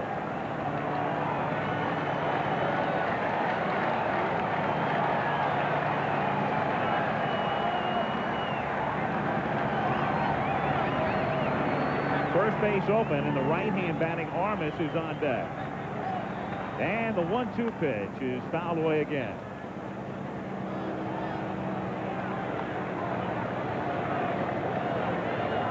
Red Sox getting a run in the bottom of the second inning on a bad hop single and a ground ball lost in the sun. And now Evans with a pop fly lost in the sky by Grich. Breaking ball low. 2-2.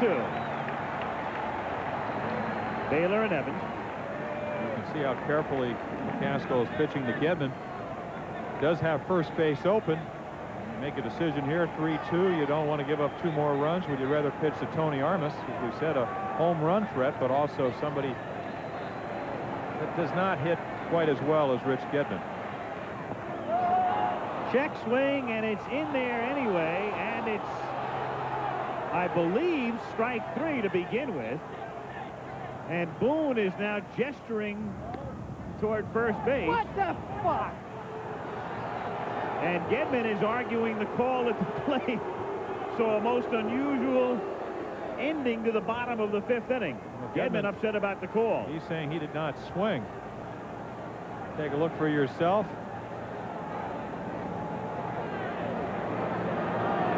And the inning complete with the Red Sox having the lead.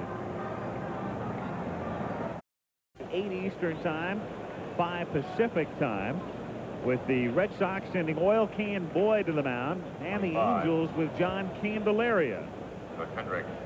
We go to the 6th inning. Boston on top 3-2, and George Hendrick to lead things off.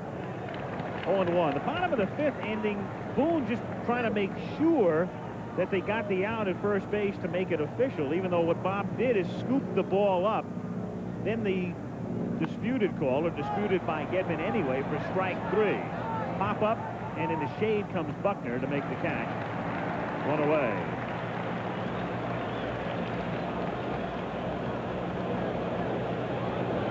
And in the bottom of the 5th inning, with Gedman going down on strikes, McCaskill wound up striking the side out. But in between, the Red Sox take the lead on the pop fly lost in the sun. Here's Grich.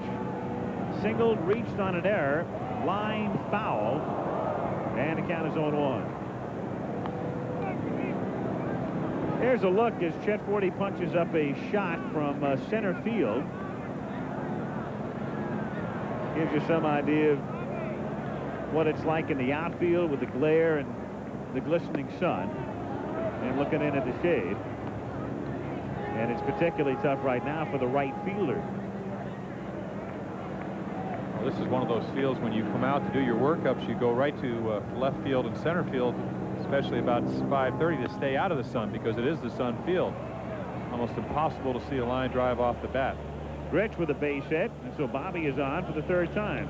2 singles, and he's reached on an error. You go back to the 1-game playoff in 1978. The ball that Lou Piniella lost in the sun was able to catch on 1 hop, keep in front of him. Could have turned that playoff, really that playoff game, entirely the other way. The Red Sox could have been winners instead of losers.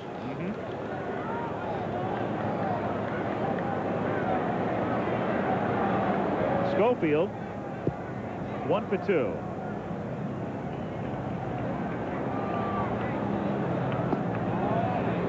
And the 1 hit, a highly debatable one. That was the ground ball which Owen fielded, couldn't get out of his glove, and threw late to 3rd, trying for the force.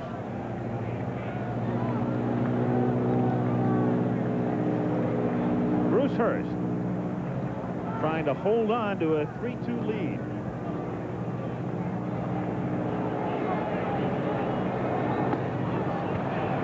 2-0. Really what he's trying to do is get them to Calvin Schiraldi in the bullpen. That's going to be the case. Something that you have to keep in mind. You saw Bob Stanley come in last night. First hit was a hanging slider to Downing for 2 more runs. So something you have to watch is how long will McNamara go with his starters. Base hit into center field. So Schofield with a single to center and holding at second. Taking the turn, Bobby Grich. And the Angels with 2 on and 1 out, and Bob Boone coming up. Schofield, a far superior hitter the last couple years, set his powers down. It's a low fastball. He almost hits Hurst right in the forehead. Ducks under it, first and second. And Bill Fisher will be going to the mound, and the Red Sox will commence activity in their bullpen, as the Angels have now wrapped out 8 hits in 5 1/3 innings. We've had 17 hits in the game and yet only 5 runs, and Steve Crawford is throwing in the pen. And Crawford, middle and long reliever, was activated, came off the disabled list, and he was the last man added to the roster when it was determined that Tom Seaver would not be ready to pitch in the playoffs. Meanwhile, a look there at what Clemens did last night, along with Witt and McCaskill and Hurst today in terms of velocity and numbers of pitches. Clemens, who threw all those pitches over 95, 8 runs, 7 earned. So changing speeds, making good pitches, location sometimes is more important, even though we did not see the real Roger Clemens last night. The biggest question is in everybody's mind was the 10 days off, really only an inning and third or inning and 2/3 in 10 days, did that affect him? No doubt it did.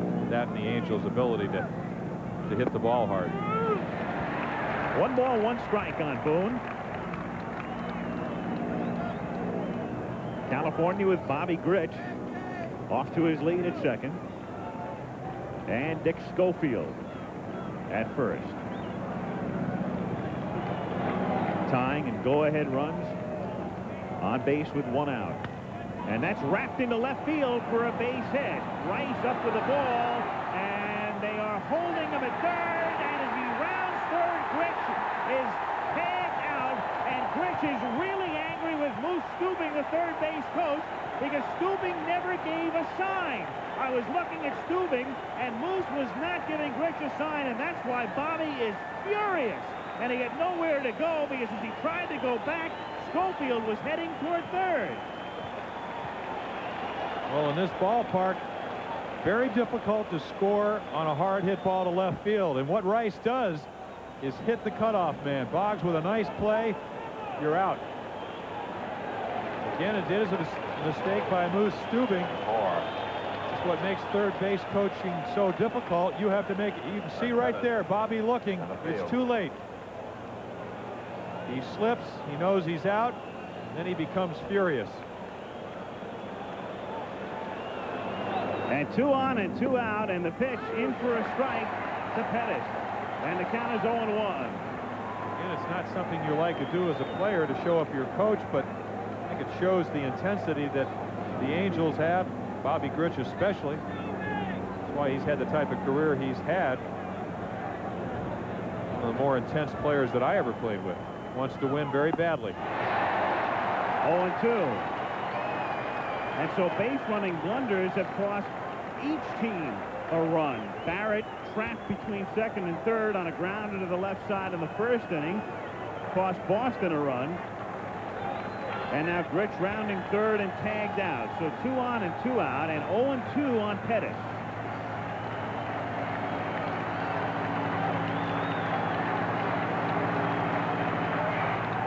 Half swing foul. Still 0-2. Something they talked about in New York last year when Bobby Valentine, third base coach for the Mets, went to manage down in Texas. They said he was very aggressive. It's a very difficult position. If you have been a third base coach for a long time in Fenway Park, you usually don't even think of sending a runner in that situation. 1 ball, 2 strikes. You know your hitter, Bob Boone. You know they're not playing him very deep in left field. Ball's hit hard. Even a left fielder with a bad arm is going to make a decent throw. And if you take a look at Moose Stubing, I'm sure, no doubt, very disappointed that he did not hold up Grich. And Hurst gets out of it. The Red Sox with some rabbit feet in the 6th and a 3-2 lead after 5½. We're going to the bottom of the 6th inning at Fenway Park in Boston with the Red Sox on top, trying to square the series, leading 3-2. And for Boston in the bottom of the 6th inning, it'll be Armas, Owen, and Boggs against Kirk McCaskill. Boy, it's been a bizarre game with base running blunders and fly balls lost in the sun and ground balls lost in the sun and non-signs by the third base coach. And it's 3-2 Boston in the bottom of the 6th inning. Armas, it's a chopper toward the hole, backhanded by Schofield, and he gets him. One pitch and one away. And Spike Owen coming up. He's 1 for 2. Spike Owen. Shortstop.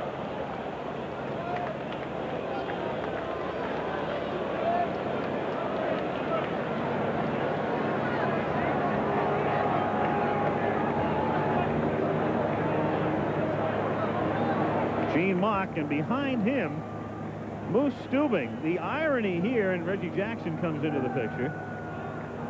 Stubing is a basketball official, and a good one, in the offseason, so he has taken a lot of heat for calls through the years, and he'll take some heat for a non-call today. Well, he knows he made a mistake. Sure.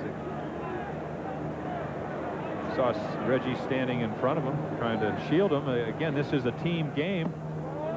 Part of winning is having good coaching, and it's not to indicate that Moose is not a good coach. He's done a fine job as their batting coach. He made a mistake, and it's happened. Yep.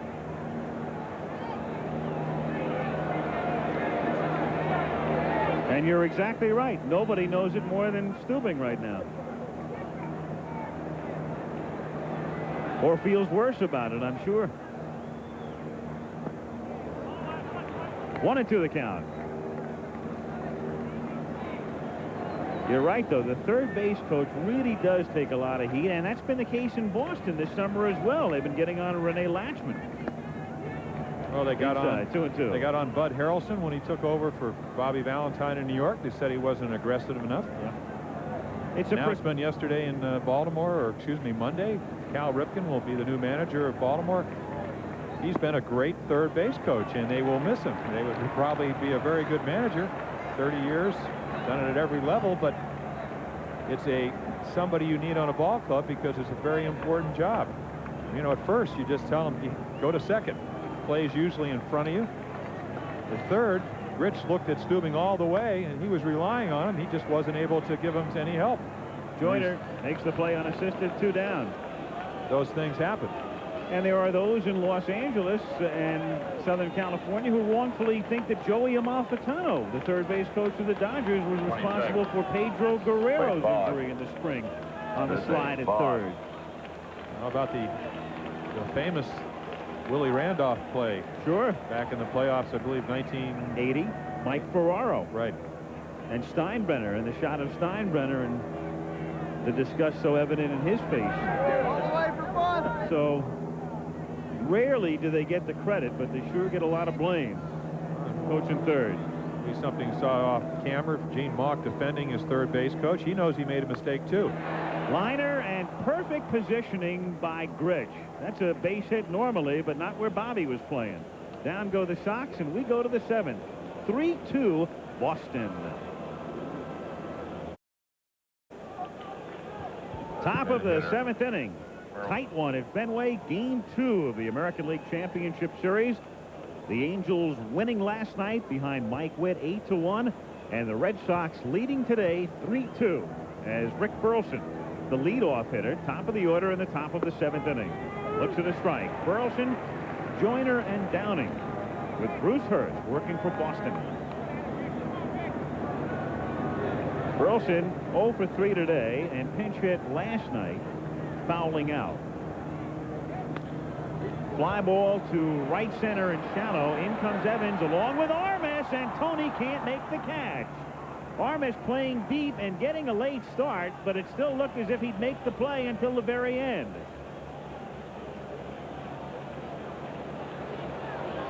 Well, an excellent effort by Tony, but scouting report, he's lost a couple of steps, just can't come up with that. No doubt a couple of years ago would have made the play. You're playing Burleson around to right center. Wally Joyner, first base. Take another look at Wally Joyner's home run that tied up the game at 2-2. High fastball out over the plate. Really gets into it.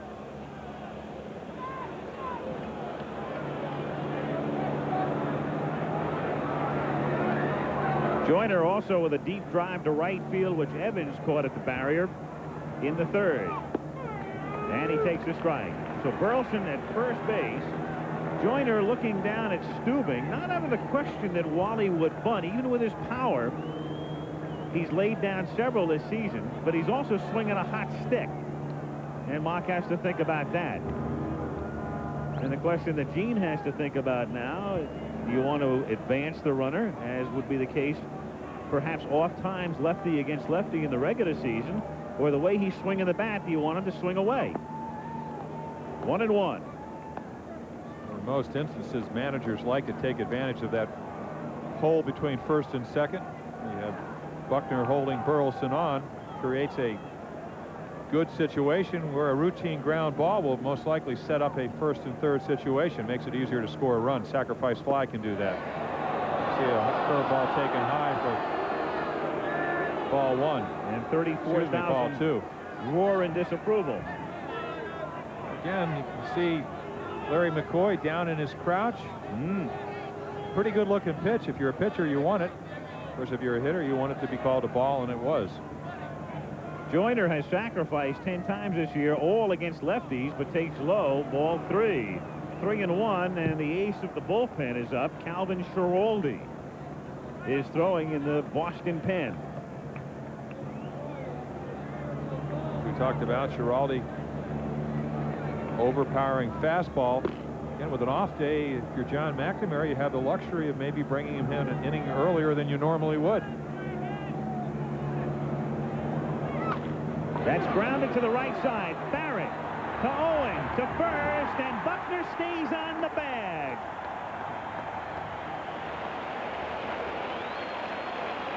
Billy Buckner with the palpitations. Well, he's worried about a collision. We talked about the fastness of the infield here. You see how quick the ball gets to Barrett. Owens with a throw. A little bit up the line. Again, Owens has not been very accurate with his throw. Buckner stays on the bag. They easily get Joyner. 2 down, and Brian Downing is the batter, and he takes high for a ball. 1-0. There is a 45-foot line the runner's supposed to stay in, but that's not always the case. So if you're a first baseman, you have to come across the bag sometimes, even though that wasn't an extreme circumstance. You sometimes worry about the collision factor, and I think that's what Billy was pounding his heart about. And the last thing Buckner would love at this point would be for somebody to step on that foot. It's interesting. I talked to Dr. Arthur Pappas, who is the team physician up here, and we talked last night about the left ankle, but really he's had trouble with both ankles. Left one's the one he's going to be operated on. 2 balls and 2 strikes, an appeal, and no, says Terry Cooney. Quite a contrast to last night, Al. After the 8-1 deficit late in the ball game, fans were not in the game, very much so today. They are cheering on almost every pitch. And Brian Downing, who will be 36 tomorrow, gets no early gift from Hurst after 6.5, 3-2 Boston.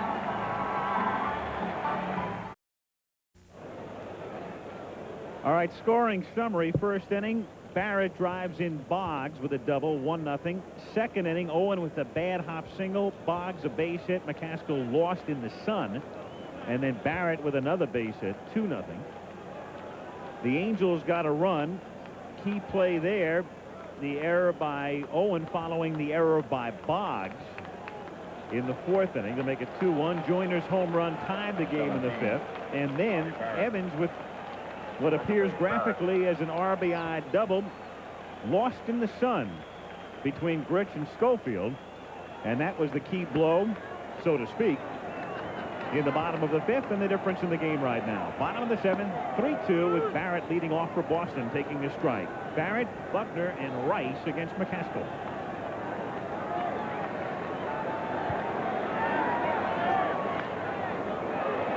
No balls and 2 strikes the count. Well, hitting such a guessing game. Saw the graphic, 4 for 7. They've all been on fastballs. Looks like Marty Barrett's going up to home plate looking for a breaking ball. McCaskill keeps throwing him curveballs until he gets ahead. Then he goes back to the curveball. He's had a number of fastballs to hit, but it looks like he's just sitting on the breaking ball. He says, well, that's the pitch they're getting me out with. And then he mixes his pitches up. Of course, you got to give a lot of credit to Bob Boone. In fact, all the Angel pitchers do that. They said it's just a lot easier to think out there sometimes. In fact, sometimes you have trouble thinking, and it's nice to have a catcher that's able to do it for you. 1 ball, 2 strikes the count. Another thing a lot of the Boston hitters pointed out was the way that Boone can move in and out. Look the way he just kind of glides to the outside part of the play. A contrast to Rich Gedman, who is not caught near as long as Boone. It's more getting up and moving out there. And a lot of times they feel that the hitter can see that. To right field, could be a tough play for Hendrick, and a foul ball, as it turns out. Still 2-2. So Hendrick goes back to right. There's a man who's looking for another World Series ring. He already owns 2 of them. Oakland in '72 and St. Louis in '82. Well, another one of the veteran players that Gene Mauch stuck with. Came over to the Angels late in the season, hit about 122, had a miserable year at Pittsburgh, hit about 140 in spring training. That's lifted foul. And still 2-2. Bob Boone, 5 years now with California after the long stint at Philadelphia. And again, he's behind only Al Lopez in terms of games caught. And the way things are going, he'll pass the senor. Called strike 3, and Barrett knows it. And that's 6 strikeouts for McCaskill. And he's set down 5 in a row now. And looking for that curveball. Look at this fastball right outside part of the plate. Boone frames it. McCoy sees it. Barrett goes to the bench.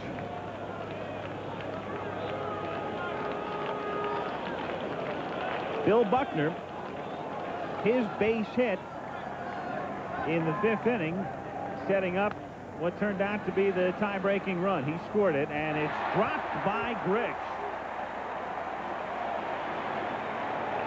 And Jody Buckner,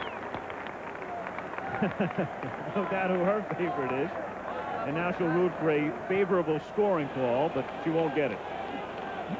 Well, this is going to be an error. Again, not an easy play, but one that Bobby Grich normally makes. Backhands it. Buckner does not run well, just cannot come up with it. Therefore, the error. And Buckner going to a new insole 14. At first base. Now batting. And we've touched on it several times as we've covered Buckner through the years. When he came up with the Dodgers in the early 70s, he had a lot of speed, and then he suffered a very severely sprained ankle in a game against the Giants one night in '74, and it really cut him down. Jim Rice, 1-0. Rice still trying to hit the ball out of the infield, and I mean, he is really a quiet 0 for 7. 3 strikeouts, a foul out, and 3 little grounders.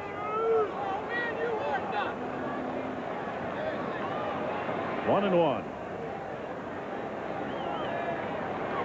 You mentioned the 351 lifetime home runs. His bat has a way of getting noisy in a hurry.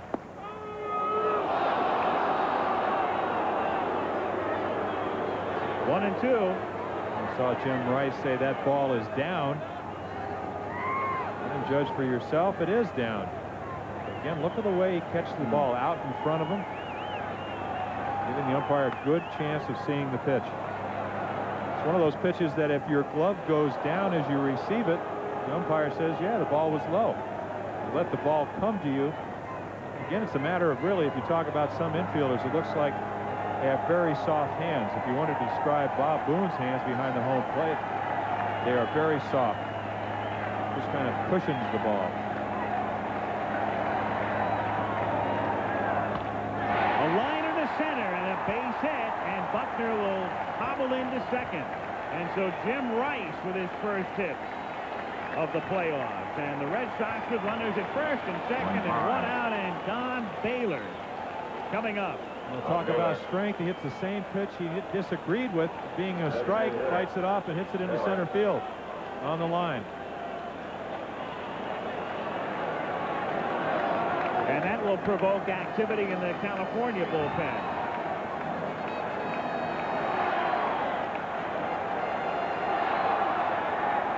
Don Baylor takes a breaking ball away. 1-0. Castle's control has been perfect with the exception of Don Baylor. First time up, smashed a single off the bottom of the wall, and he walked him the next two times. Late swing and the count 1-1. Baylor, who for years crowds the plate, gets hit a lot. In fact, nobody's been hit more in the history of the American League. This year he was plunked 35 times.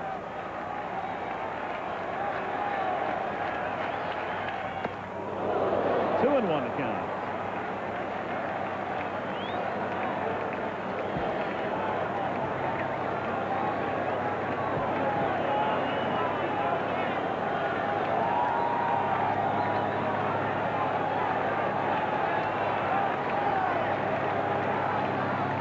Breaking ball hit foul. Still 2-2. Gary Lucas, the left-hander, and Doug Corbett, the right-hander, are throwing in the California bullpen.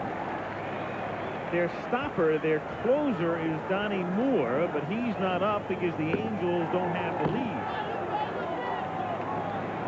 They have Lucas up in case they get two hitters down the line to Rich Gedman, lefty versus lefty. And it's 3-2. So 3-2 on Baylor with Buckner at second and Rice at first. And we'll see if they go. Obviously a big pitch, and got behind 2-1 and threw him a curveball. You might see it again. The runners stay. 4-4.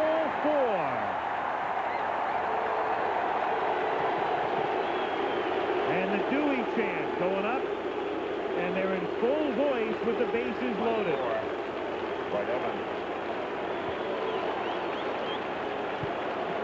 So Don Baylor's perfect day continues, a single and 3 walks. And those are the only walks yielded by McCaskill. Again, that's what makes this lineup so much better than it was last year, the respect they have for Baylor. It gets Rice more pitches to hit. It puts Evans in a position where he's going to have more runners on base. Talking about a very patient hitter. Walked 97 times this year. Last year led the American League in walks with 114. This year it was Wade Boggs. Grounded to third, knocked down by DeCinces, and he doesn't make the tag. And Doug, who might have had a double play, gets nothing. 4-2 Boston. It's just a matter of making the play or not. It's not an easy play. High curveball, hit very hard. Right here, he chooses to backhand it. Probably has a play at home plate. Tries to make the... Again, you take another look at it. Rice with a pretty good slide, just misses him. Everybody's safe.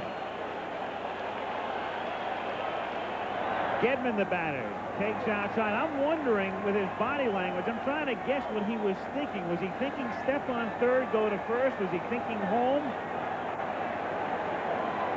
As Gedman grounds it down to second, and Grich goes to Schofield one, back to first, and they still can't get the double play, and a second run will score as Baylor crosses the plate, and the Red Sox lead 6-2.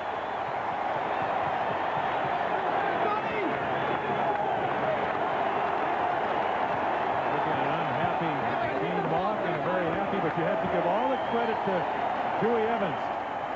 Right here, perfect double play ball. Watch this slide. Right here, Schofield. Evans coming in hard, throws his hands up, may have even deflected off his hands. Continuation of this play is a on-his-knee throw wide of the mark at home plate for the second run. And Laxman goes to the mound. And Schofield, excuse me, it looked like he threw his hands up, which really is it's legal as long as you don't intentionally try to deflect the ball. Again, both hands up. 20. Well, he's making a case, or he could make a case, for that being part and parcel of the slide to keep his balance. In any event, it works. It's a force and an error on Schofield, and it's up and in to Armas, and that's 3 errors in the inning now for the Angels. Again, a team that we talked about, the only team that made less errors were the Toronto Blue Jays. For most of the season, the California Angels were leading the American League in least amount of errors. Finished second in fielding. 2-1. It was Grich's error on Buckner's grounder that opened the door. Then DeCinces makes the error. And Schofield gets charged with the third in the inning. And Armas is swinging a miss, and the count is 1-2. And Boston on top 6-2. Go back to last night's ball game. It looked like all the great plays were made by the Angels in this inning, but really incapable of making the ones they've had to make to stay in the game. Grounded to third. DeCinces backs up, and the Angels finally get out of the inning. But they give Boston what amounts to 6 outs. And the Red Sox cash in for 3.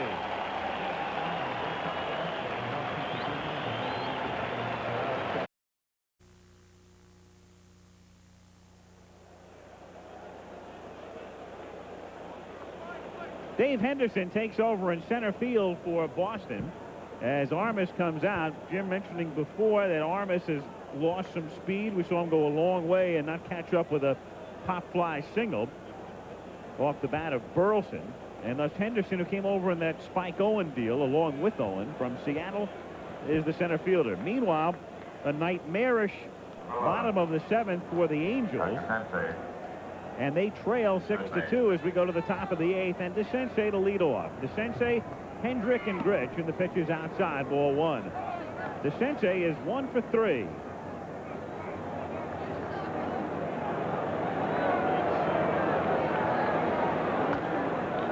In the air to right field. Shielding is Evans, and he makes the catch. And fortunately for Dwight, and for Hendrick as well, they'll only have to worry about the sun for another 5 or 10 minutes. Well, the alternative to that is to play very shallow. That unfortunately doesn't help your pitching staff sometimes. Really, again, just another routine fly ball that's made a little bit more difficult. If you have to make a long run, a lot of times you have to take your eyesight off the ball, and by the time you look back into the sun, there's no way of picking it up. 0-1 the count on Hendrick. Hendrick 0 for 3 today. Buckner backs up. Nice play. Overhand flip just in time. Buckner is always up among the leaders. In fact, almost every year leads first baseman in assists, partly because of his lack of speed, and he needs the help in covering first, and obviously he needed it in that particular case.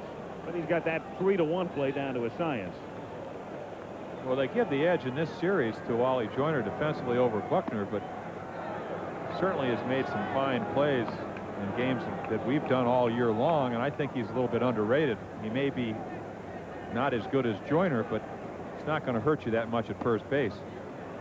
Doesn't have the fleet of footness, so to speak, as he used to have. But when you play first base as long as Billy has, you know how to play the hitters, and that's sometimes major part of the game. Little squibber down to short, and it's Owen over to first, and it's a 1-2-3 inning. Angels gone. Sox coming up from the bottom of the 8th. Boston ahead, 6-2.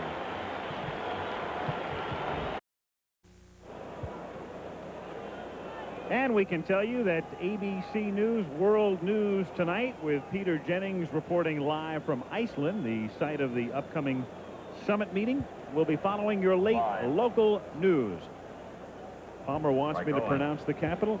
Reykjavik, right? Reykjavik. The way I would have said it. I have flown over it many times on the polar route.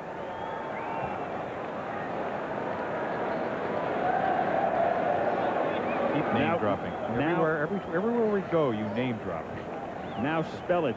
Meanwhile, new pitcher Gary Lucas in the bottom of the 8th inning. The left-hander taking over for Kirk McCaskill as the Angels go to the pen for the first time in the championship series. And that's looped foul back above our heads, and the count 1-1. That gets your attention? Yes, it will. Well, Gary disabled most of the year with a bad back. Last year in Montreal, set up man for Jeff Reardon. A little bit of a sinker, slider pitcher. The type of guy you bring in, very much like the Red Sox used Joe Sambito to get that left-handed hitter out every once in a while, and then if the game is really in the balance, you go to your stopper, Donnie Moore. McCaskill with 136 pitches. When you 6 runs, but only 3 of them earned. Consider all the circumstantial things that happen. A very gutsy game. It doesn't change the score. 6-2 Boston. Bottom of the 8th inning. By the way, on a couple of occasions today, some profanity has leaked into our crowd mics and mics near the dugout. And it's offended some people. We're not happy about it, obviously. It's just the price you pay, I guess, for trying to get the presence and the sounds of the game. 3-1 pitch is up high, ball 4. So Owen draws the walk in the bottom of the 8th inning, and Boggs comes to the plate.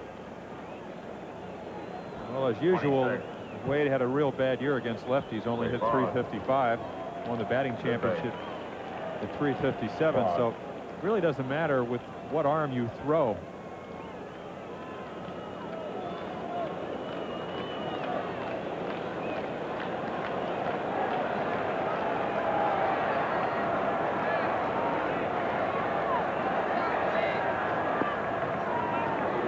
One and oh.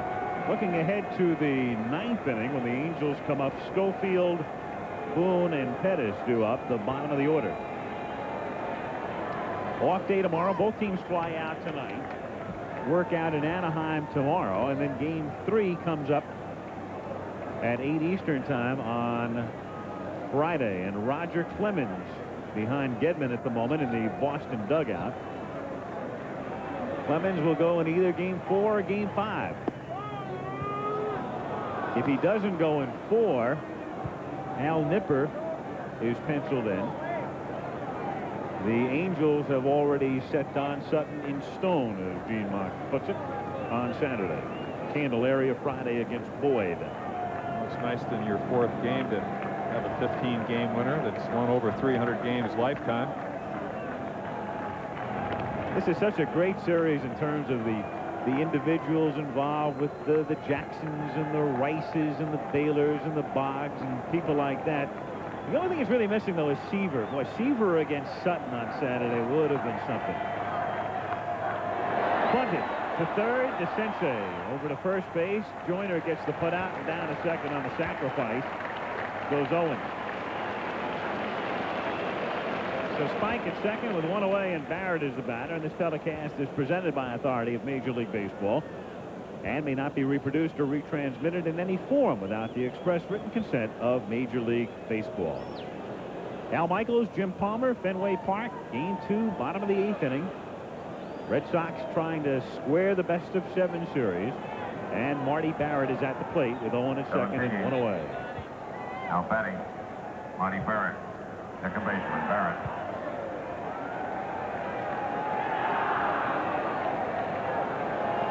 National League cranking up tonight. Game 1 in about 2.5 hours from Houston.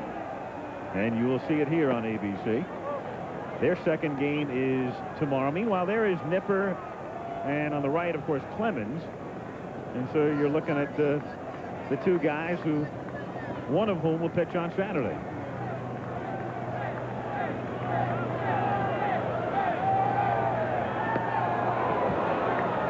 Two and 0 the count. Brings up an interesting thought. If you do pitch Clemens on Saturday and you're down 2-1, conceivably that's, of course, talking about the fact that the Angels lose today and then win on Friday. What do you do on the final game? You have to maybe bring him back with 3 days rest twice in a row, something that he hasn't done all year. So, interesting thing to think about. And what it means, too, is with the Angels, with their 4-man rotation, if we did go to a 7th game and they stayed in that rotation, it would mean Candelaria would pitch Game 7. He'd pitch 3 and 7, as did, let's say, Saberhagen in the World Series last year, 3 and 7. So there are 2 ways to go. With your staff ace, you can either pitch him in Game 1, 4, and 7, or opt for 1 and 5 and have him come out of the bullpen in 7. Candelaria with an outstanding year at 10 and 2, but did not pitch that well against the Angels. Earned run average up over 4 runs per game. And again, did not, against the Red Sox. But has always been a money pitcher. World Series playoff times in the past. This is 86. Ripped into center field for a base hit. Owen is being held at third as the throw is cut off, and back to first, and just getting back is Barrett. So runners at first and third, and Buckner coming up. The Angels didn't execute defensively very well this time. See Barrett right up the middle, something he does so well. And when you ask Gene Mauch about Gary Pettis, he says he's like playing shortstop in center field. He charges the ball. Sensei cuts it off. You almost get the out at first. Instead, you set up the first and third situation. With only 1 out, fly ball scores a run. Stay out of the double play. You can move your runners. As we've said, there's very little speed on the Red Sox team, but Marty Barrett, 41 stolen bases total for the Red Sox. Barrett had 15 of them, thrown out 7 times. So if you're going to move a runner, you have a contact hitter at the plate, you have a guy at first that can run. Because you have a left-handed pitcher on the mound with a pretty good mood. 1-0. 6-2 Boston. A lot of things to munch on when you recount this game. Bobby Grich thrown out, rounding third when Moose Stubing didn't make the call. The 3 errors. The pop fly lost in the sun off Evans's bat.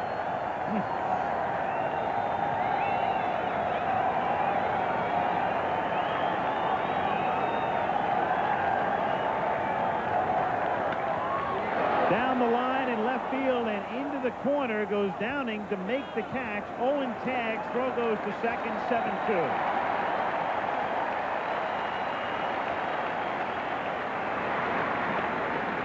And Billy Buckner with a sacrifice fly.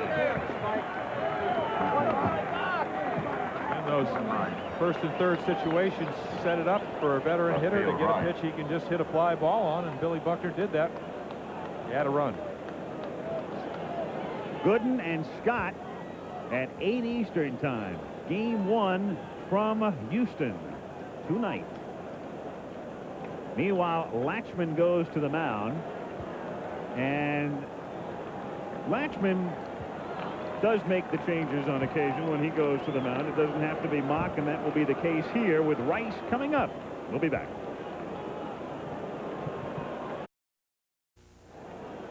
Let's do a little what we call, I guess, time frame or still frame time lapse at this point. That's what it looked like at 3:35, middle of the second inning. And as the day progressed, as it normally does, 4:30. That's where the shadows were. And that's the way it was at 5:15 in Beantown. And now live and direct at 5:42 Eastern Daylight Time. Encased in shadow is Fenway Park. And on the mound is Doug Corbett. Corbett, who wears eye black, very rare for a pitcher, but he doesn't need it right now. Jim Rice at the plate. It's a high drive to deep right center field. Pettis goes back, gone. Well, there's that noisy bat we talked about. Corbett, a sinker ball pitcher, throws the ball down the strike zone. The last time they threw Rice a low fastball, he zinged it into center. This time he deposits into the right center field bleachers. Really into the bullpen.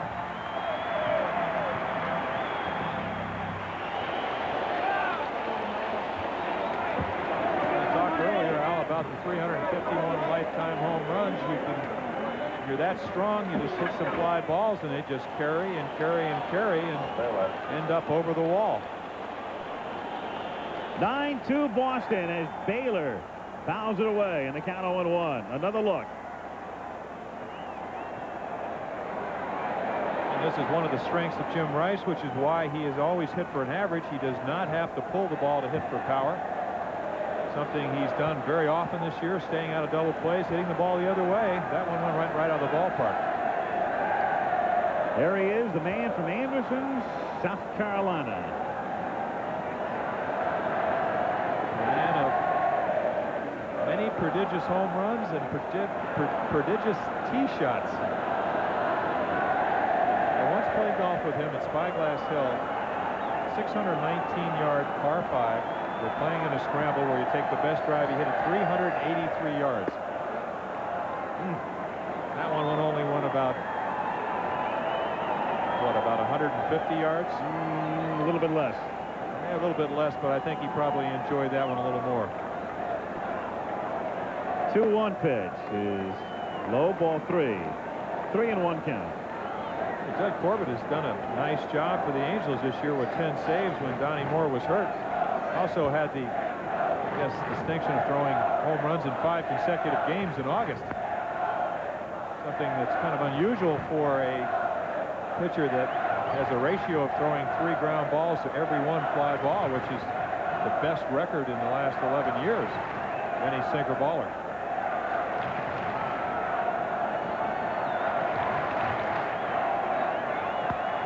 Hit foul. Tough way to get a souvenir. 3-2.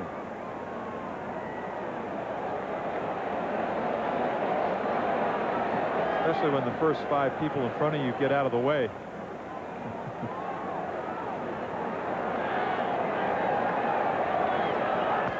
And Baylor breaks his bat, and he'll get a new one. And we want to wish our audio engineer, man by the name of Jack Kelly, the very best, who's retiring this week after 39 years here at ABC. Much success to you, Jack. We'll miss everything about you except the cigarettes. Stop smoking.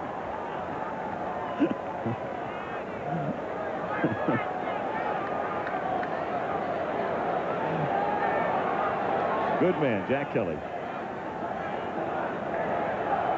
3-2 the count. 2 out, bases empty. 9-2 Boston. Still 3-2. Kind of ironic when you assess last night's ball game. I suppose before it happened, you'd say, as Reggie Jackson, it's kind of the game would be decided by 1 pitch. The score was 8-1. Today, you have a 17-game winner against Bruce Hurst. That's ripped into left field and off the wall. And Baylor with a long single. And now you see why they pitched around him the middle 3 times. 2 rockets off the wall and 3 walks. Perfect day. Been on base all 5 times. Again, Brian Downing playing the carom perfectly, holding Don Baylor to a single. So again, when you expect a good pitching matchup, look at the scoreboard, and it's 9-2. Evans at the plate. Looks at the strike and the count on 1.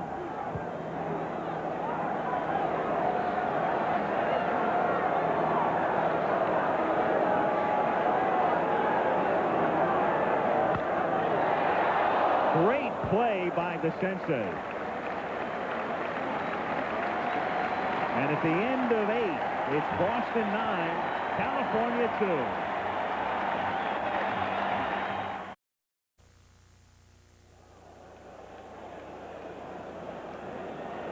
2. This Saturday, number 1 ranked Miami takes on West Virginia, or 6th ranked Oklahoma against Texas in their annual showdown. That's this Saturday, and a reminder to stay tuned for World News Tonight, originating this evening from Iceland, following your late local news. Well, it is truly the happy hour in Boston, and everybody is ready to celebrate. 7-run lead. Schofield leads off in the 9th inning.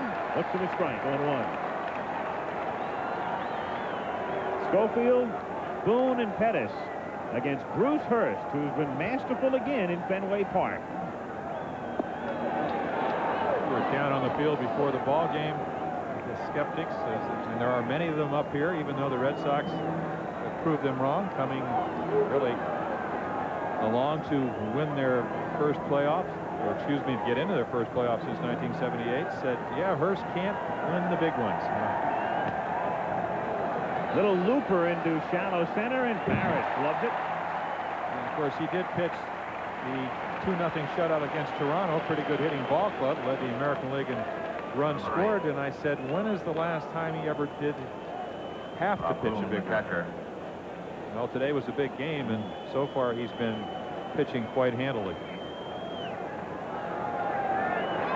Bob Boone 1 for 3. 0-1 the count. Well, amongst this happy throng, little Ryan Hurst, who's nearly 4 years old, and Holly Hurst. Watching Dad.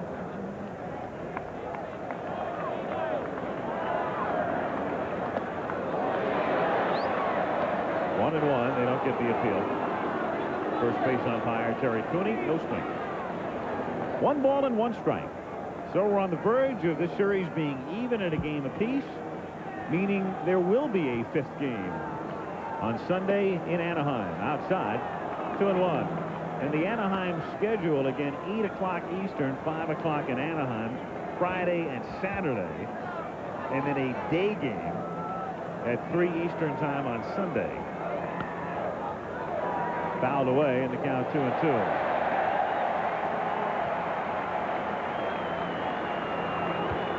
Rather interesting thing in the interview that you did with Bruce Hurst. The most impressive thing of that graphic is the 0 base on balls. Last night we saw Roger Clemens, normally great control, walk 3 in 1 inning, led to a big inning.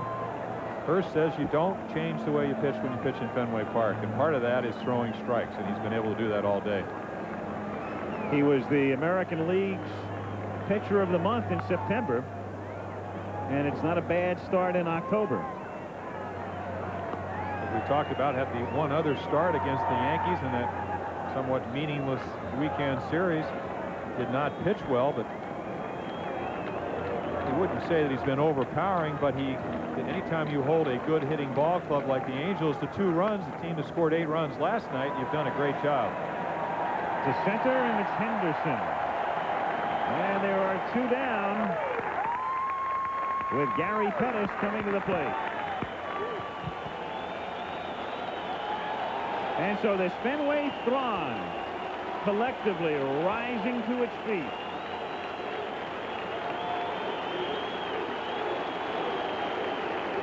Number 24, Gary Pettis. Center field. Harris. And that chance is Bruce. And Bruce will have to wait at least another batter as Pettis singles in the center. So Gary gets his first hit of the day. The Angels have all singles outside of Joyner's home run. And Burleson comes up for the 5th time. 9-2 Boston. Number 7, Rick Burleson. Designated hitter, Burleson.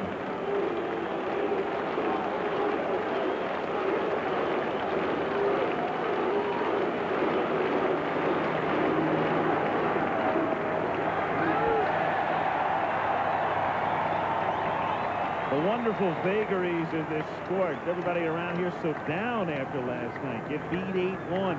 Clemens loses. Now on the verge of getting even. Knocked down by Boggs. Goes to second. And we are even.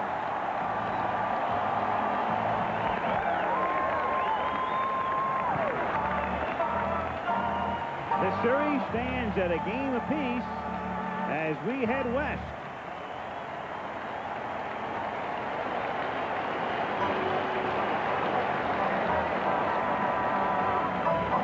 Boston 9, California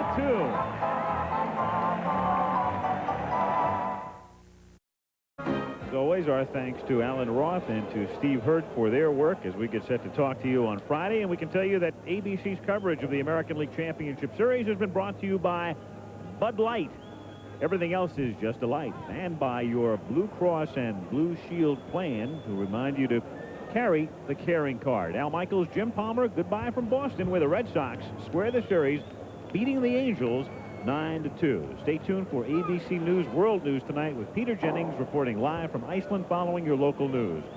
Travel arrangements made through and a promotional fee paid by United Airlines. United flies more people to Hawaii than any other airline. Nobody knows Hawaii like United. This has been a presentation of ABC Sports.